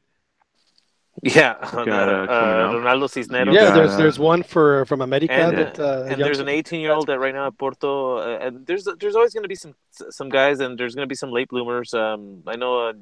I'm a Santos fan, so I follow those guys. But Joao Malek, he's doing pretty good with the youth team over at Porto. So go ahead, John. Sorry. I was really hoping that Paleta Esqueda would have the Oribe Peralta, like, late bloomer, run of the ages like Oribe had from. Well, according to Joel, not you, Oakland Joel, our South LA Joel. Apparently, according to him, Fierro is about to bust out. Bust out of what?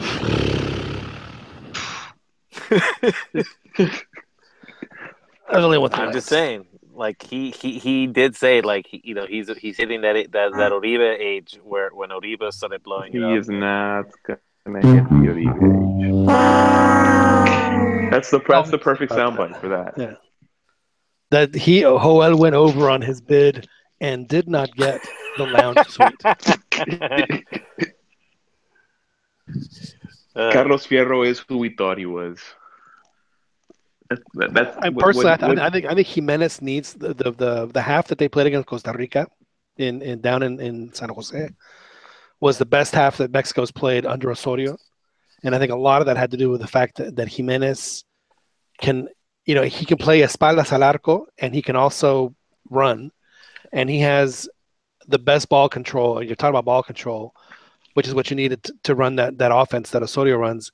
His ball control is far superior to Chicharito's. Not that Chicharito's is bad; it's gotten a lot better, but Raul Jimenez is just much better on the ball. So I personally think that in this system, and frankly, I would love to have Chicharito to come, either play on the wing or come off. Well, the reality is that they're both going to play. So one will play one game and one will play the other. That one of the criticisms. No, I mean, going on at the West Ham is that he's being played on the wing and he's not being very effective. I think he adds a lot. I mean, in either position. I just think that, at least personally, I like him more as a goal scorer. Yeah, I don't know why they would waste him on the wing. I mean, he's not a striker; he's a goal scorer. It's exactly the way to describe him, Dan. In this 4-3-3, like with that Osorio likes to play, I'm okay with him and Raul playing together, switching off, taking turns, I guess, going like depending on how the play develops. That to me is the problem. It should be a 4-4-2. The problem. That's what I was going to say. 4-3-3 that he plays. The problem with the 4-3-3 that he plays is that none of the midfielders there provide that pivot role behind the striker. So the reason that Raul kind of works better is because Raul kind of drops back and juega espaldas al arco to retain possession and let the rest of his team come back. The other thing Raul has at Chicharito, and again, Chicharito is the reason I think Chicharito is outstanding is that he is. I don't think there's anybody better in the world that Off the can ball movement. make himself available for a center or a cross than Chicharito. He makes himself open. It's incredible how well he does, and he still does it incredible. That is outstanding. However, Raul has much more. He is much more dangerous in a much wider area of influence. Meaning, like his diameter of where he's dangerous is much wider than Chicharito. He can shoot from outside. He has a much better shot. So in that sense, I mean, I think they both have to play in Russia. You got to throw your best players. I mean, this rotaciones thing is great. You have got to put your best players out there. Period. End of story. I mean, it's the freaking World Cup. I just think it's kind of a shame though that we're not gonna. I'm with. Was it the 4-2? The 4-4-2 just seems like you'd get to have them both having them at their best, and then you could still have really good wingers like Corona and Vela possibly or Chucky, playing wide, providing service or cutting in. I mean, right. And then I think you sit back and get I know we're low on defensive midfields, but at least get more people back there holding things down, and being more protective. I just don't. I don't see how the three forwards ever combine. Well, to me, I mean, I'm not a big 4-3-3 guy because I think that it puts two dangerous players. At least one of them is always going to be like 40 yards from the goal on any given play, and I think that that's just wrong. I think that any formation where you have a dangerous player that far away from the goal every other play to me is insane. So I think the 4-4-2 is a little better than that. One of the things I remember when I was listening to the Football Weekly podcast a couple weeks ago, they were talking about West Ham, and one of the panelists mentioned that almost every goal that Cheech has ever scored in England was from the 6-yard box. Right. Or outside the 6-yard box ever. And I feel like, if we just had him facing forward and had Jimenez, because remember where Jimenez, when he was playing with Chucho with America, the tandem that those two guys had up top for America was awesome. And if they could do some kind of mix of that, I mean, I know that Cheech is not Chucho, but if they can do something like that, I think that it would be a killer tandem. But I honestly, I haven't seen that yet. When I know that they've only played, how many times have they played together? Not very often. Chicharito. Well, they combined really well in the in the game. Well, Dan, you were there in the Rose Bowl. I mean, it was the two of them and Oribe. So they didn't necessarily have wingers. They just had three strikers that were rotating. They just took turns playing in the middle. Well, that wasn't. Was it Duca did that also? Yeah. Right. Played three strikers, and that one actually worked really well, I thought. Because they weren't necessarily wingers. They were with Oribe, I think, was in there as well. Yeah. Well, just to address your previous question about the forwards, it's not the greatest of situations, but I mean, I think having those two, 1 and 1A, and then you still have possibly Pulido, an aging but yet still reliable Oribe. I know people don't like him, but how can you I don't know why. I don't know why. I mean, the dude has been nails for how long? Like 6-7 years now. Nails. He's too damn pretty, dude. I mean, I know it. That's what it is. I went and got my hair cut today, and she asked me. I said, "You got to give me Oribe style." Dang. Yeah.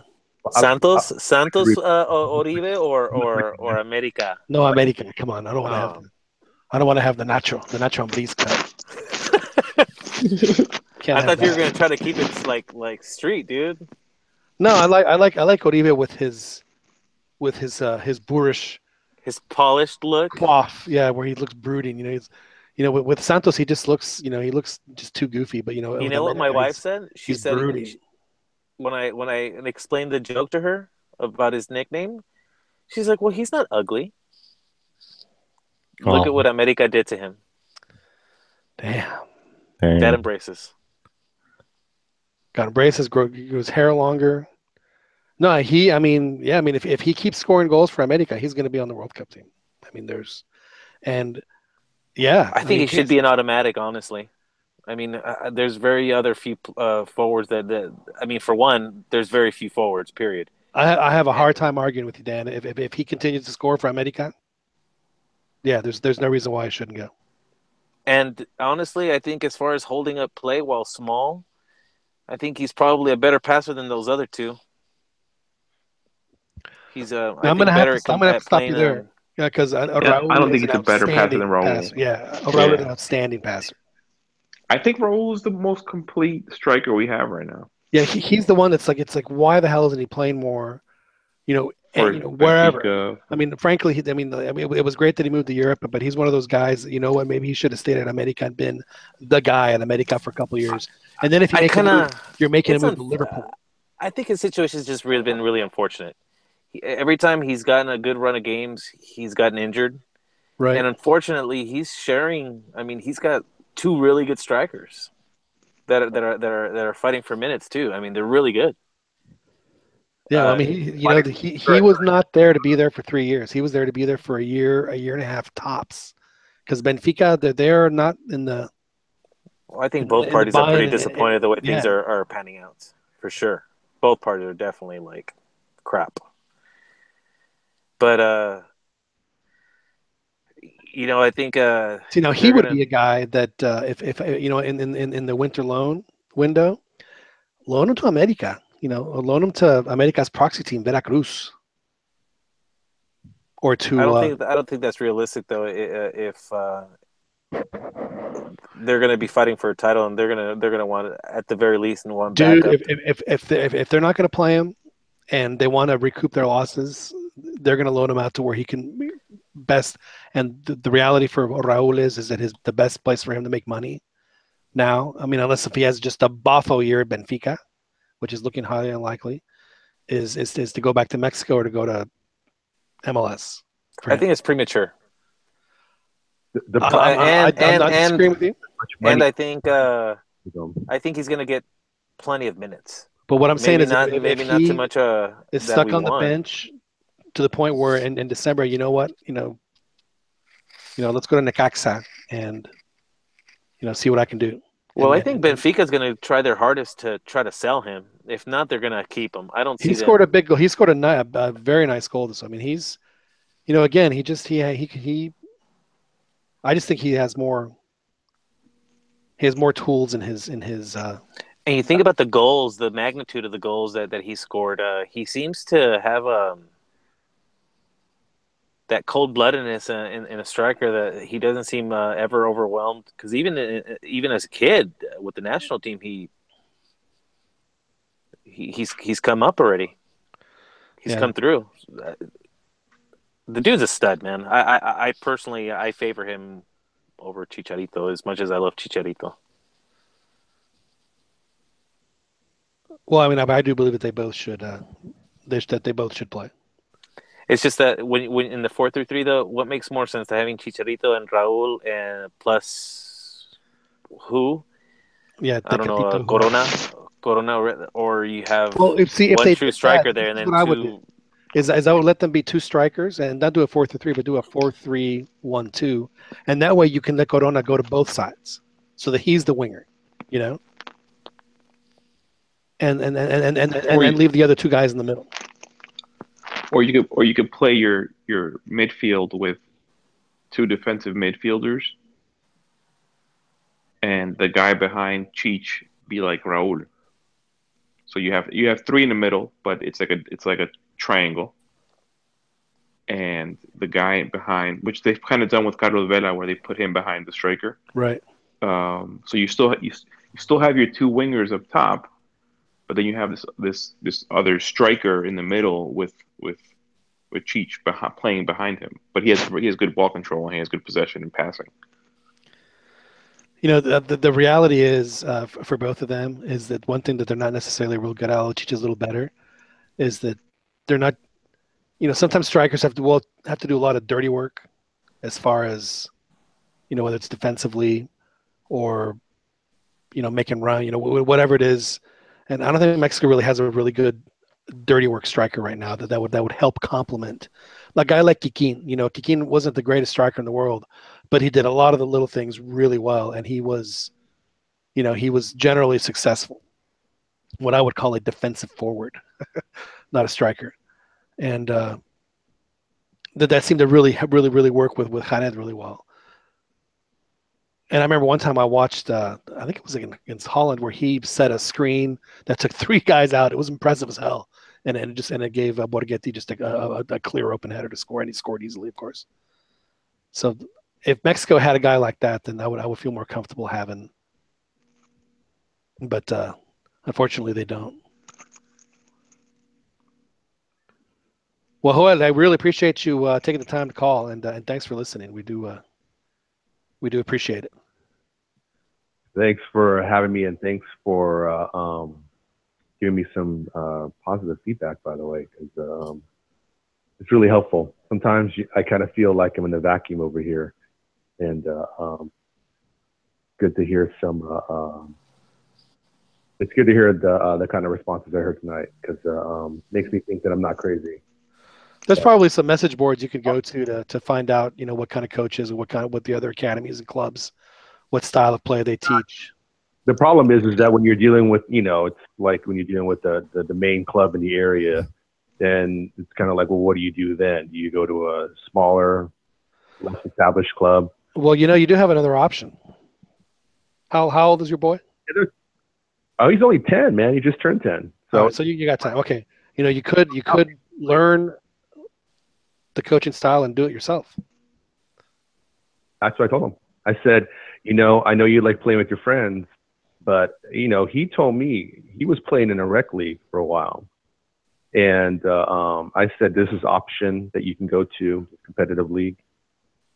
You won't know anybody there, but it'll be a higher level soccer play, and you'll learn a lot more. And it'll be a lot harder for you, but you'll learn a lot more and develop a lot better.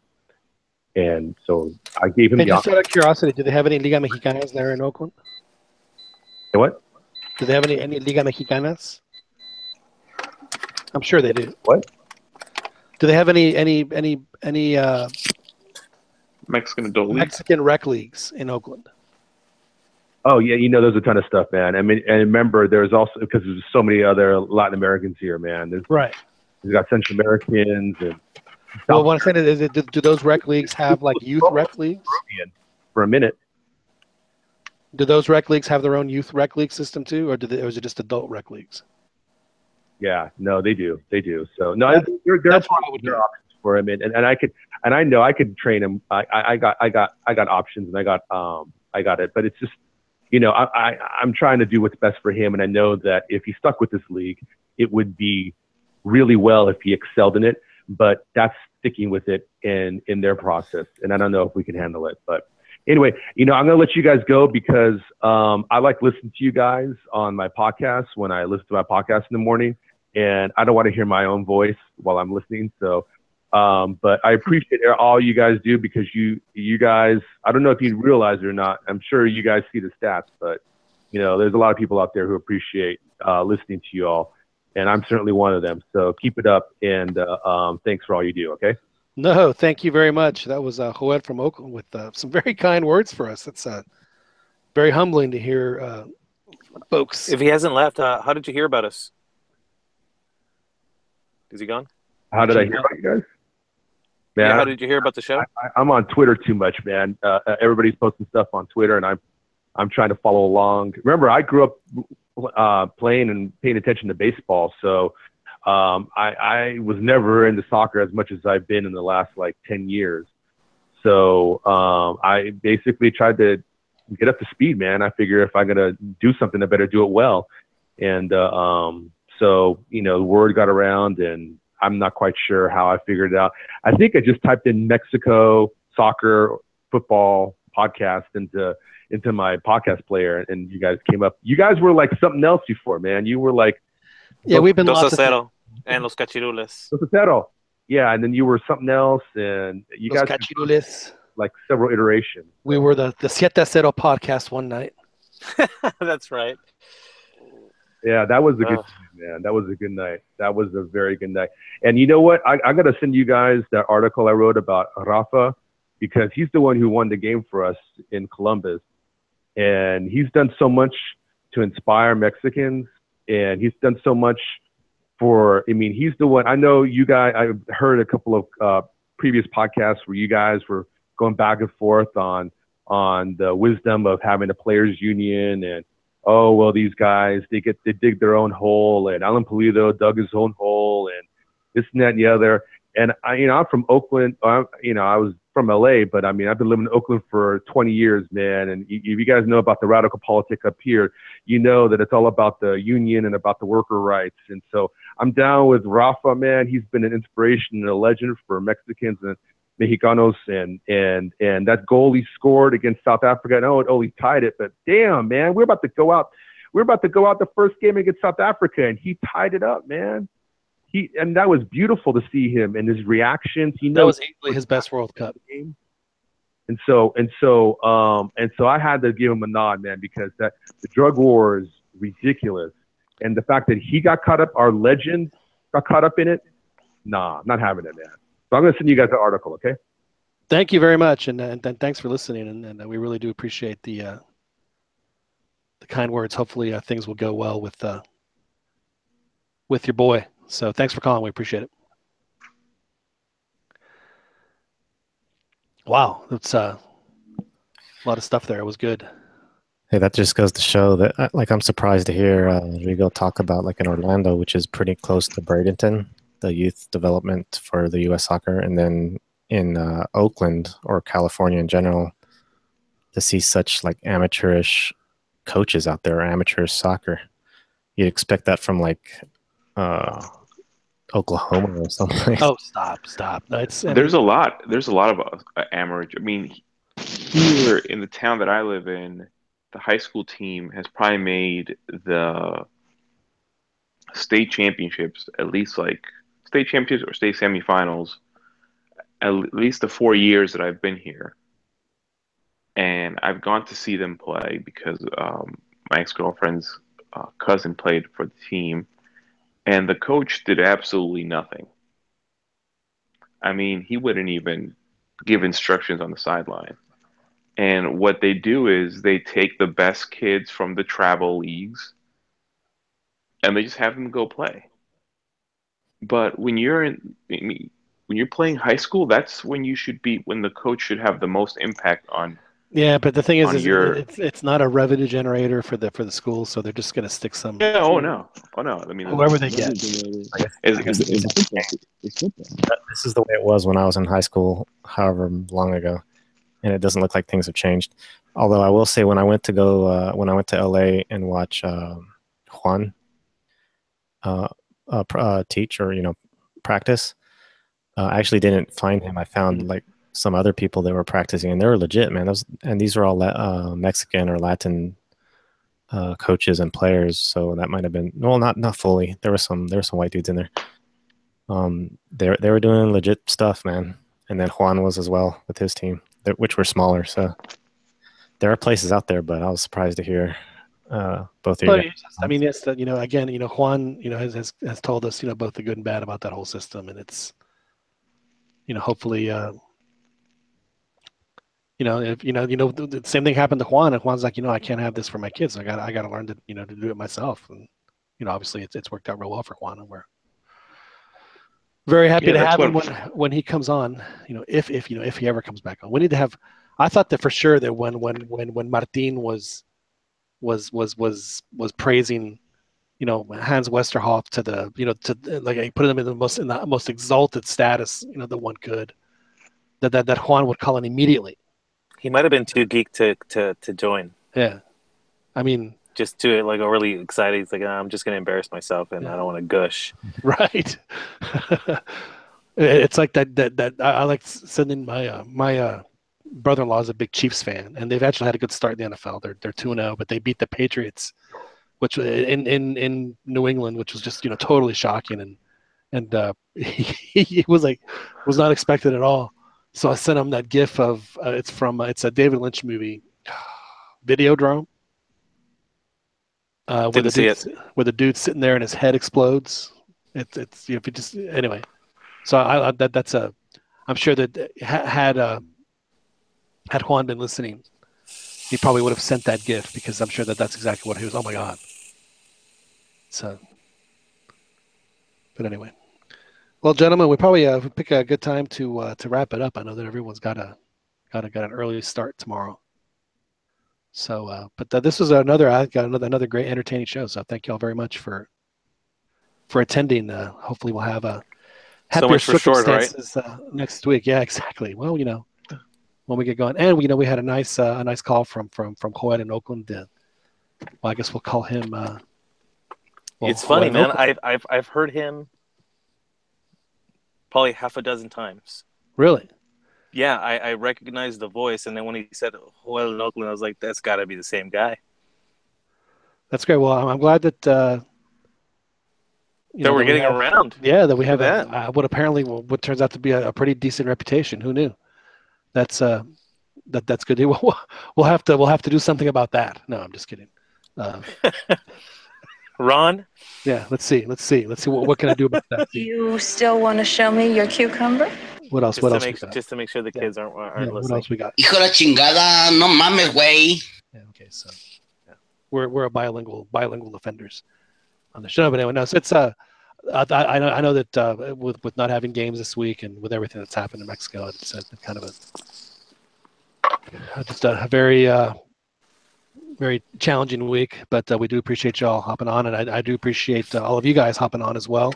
Chiquis, thank you so much again for setting all this up, man. We can't do it without you. We appreciate all the work and effort you put into making sure that we're on live, and then that we're on iTunes and SoundCloud and also on Google Play. So thank you, Chiquis, for that.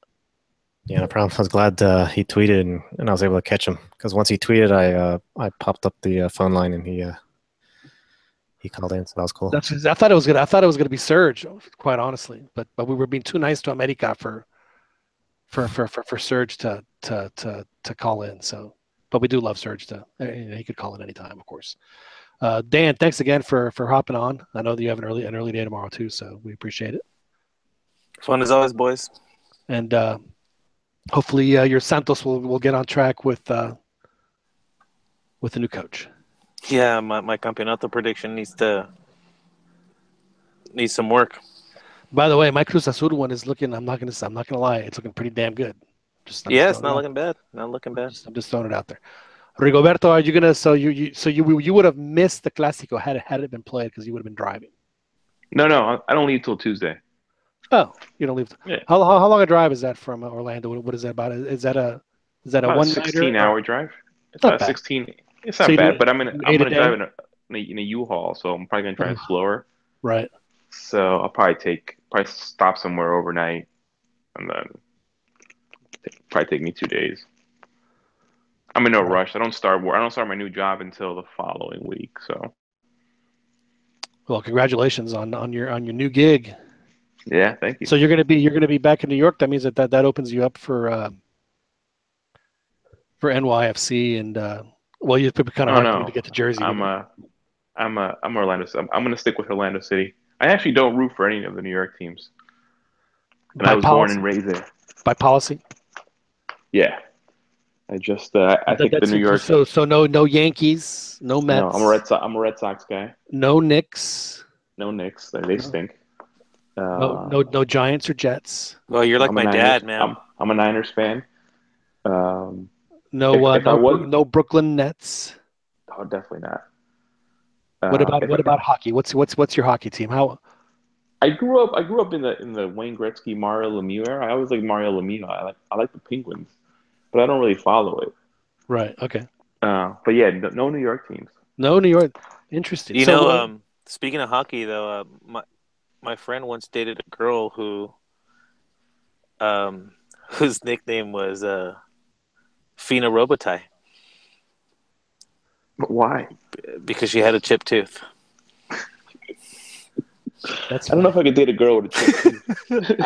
I couldn't do it either, but he did it, and one of the boys came up with that little gem, which obviously I still remember, so it left an impression. Wow. I'm sorry, that was mean spirited, wasn't it? Hang on. Damn Damn it. Me estoy avergonzado. There you go, Dan. There you get your Google. It's like the Google confessional. Yeah. Whenever you say something mean like that, it beats the alternative. Yeah. Wait, Well- who's in Philly? Ron's in Philly, right? Ron's in Philly, yeah. You should stop at his guacamoles on your way up. I should stop by You could, and see him. you should like take a test to say I'm going to see exactly just how much sour cream you're putting in.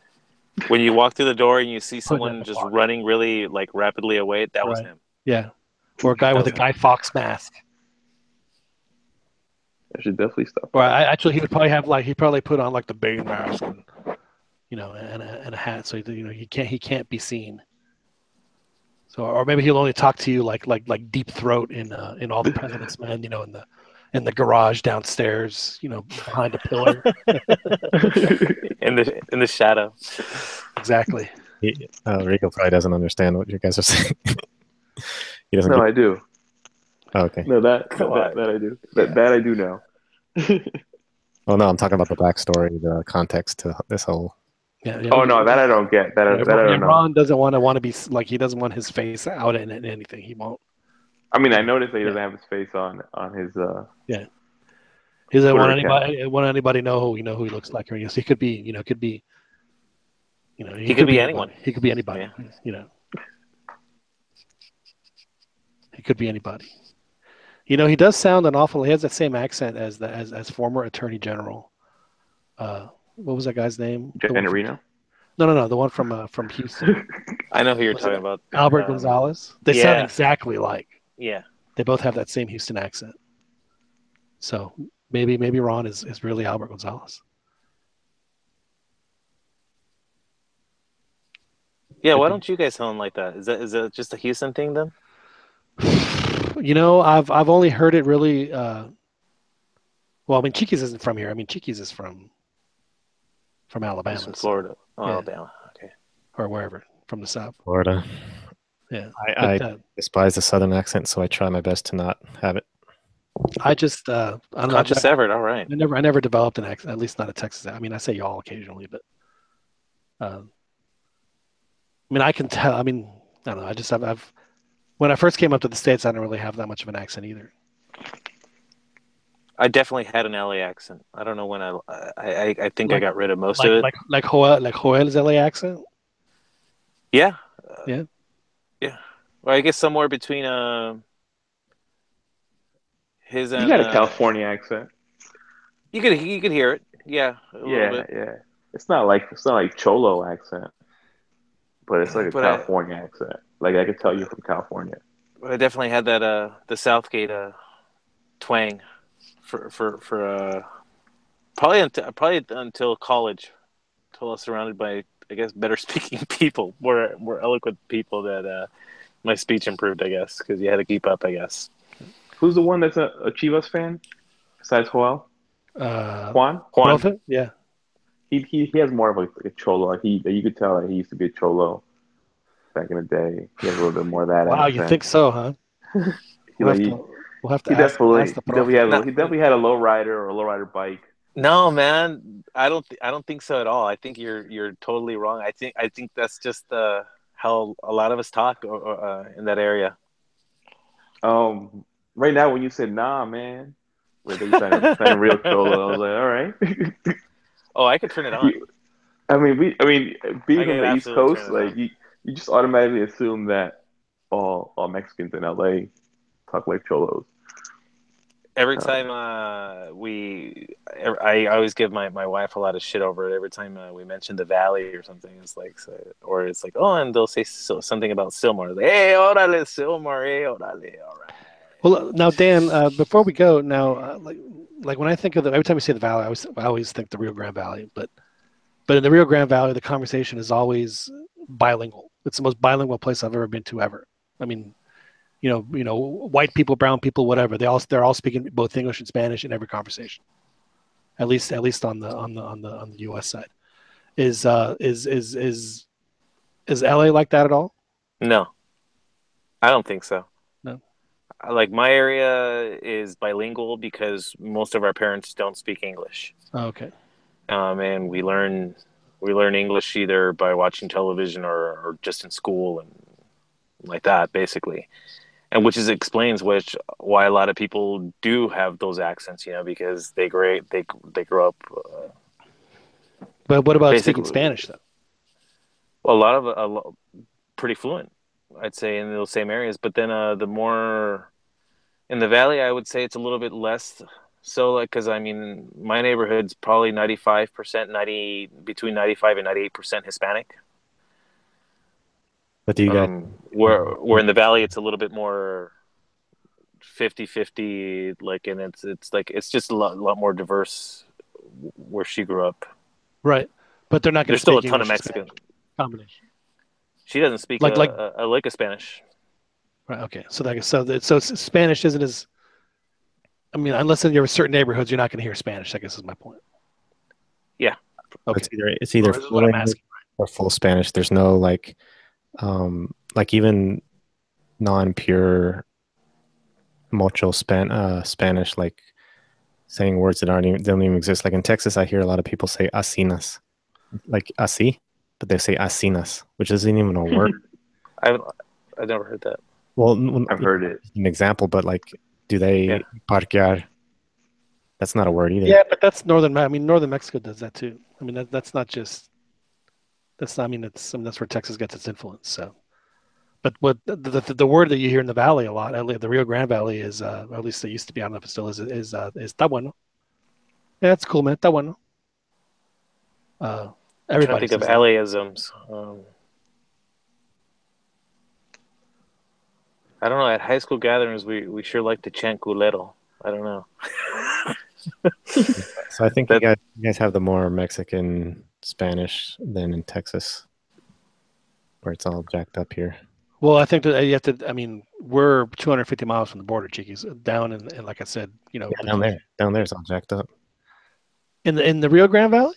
Yeah, it's not that bad. You crack me up.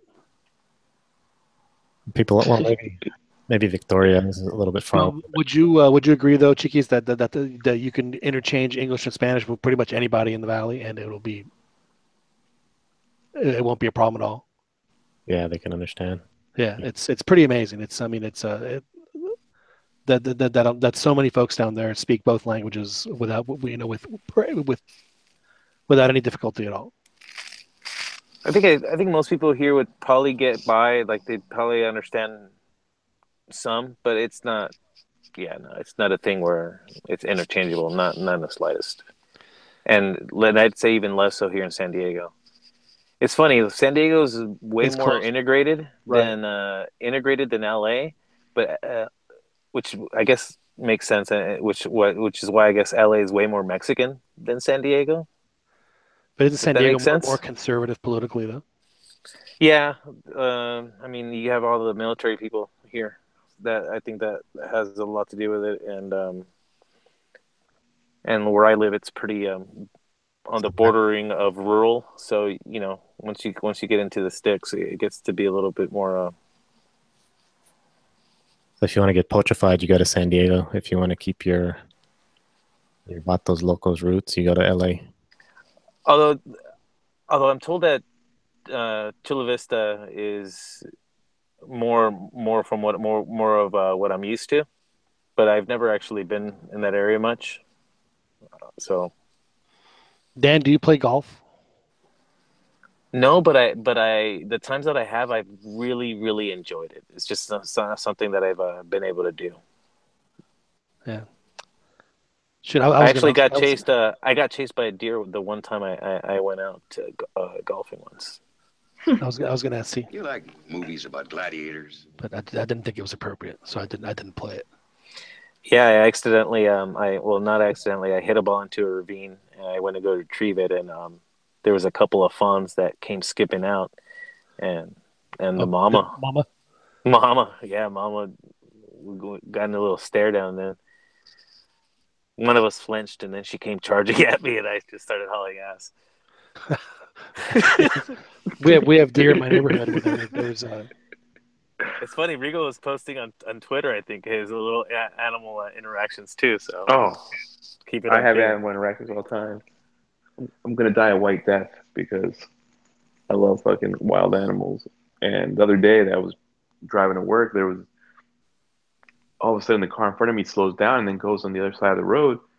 So like after it goes on the other side of the road, I see there's a giant turtle, and I'm like, you know what? Let me pull over and help it cross the road. But it wasn't like a regular turtle; it was like a snapping turtle. It looked Yeah. like almost like a mini dinosaur. And so I get out the car and I walk over and I'm like, you know what? I'm about to help you, my little turtle friend. And as the closer I get, he goes into the shell. So I'm like, perfect. I'll pick him up and I'll walk him across the street.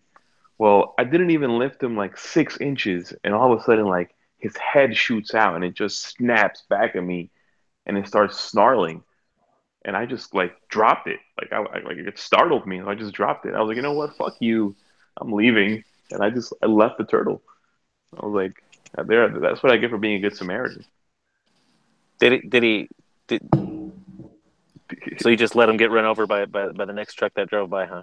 No, well, I mean the cars. There was literally a line of cars waiting Huh. for me to help the turtle cross. And they all saw you drop it. They all saw me drop it and go back to my car.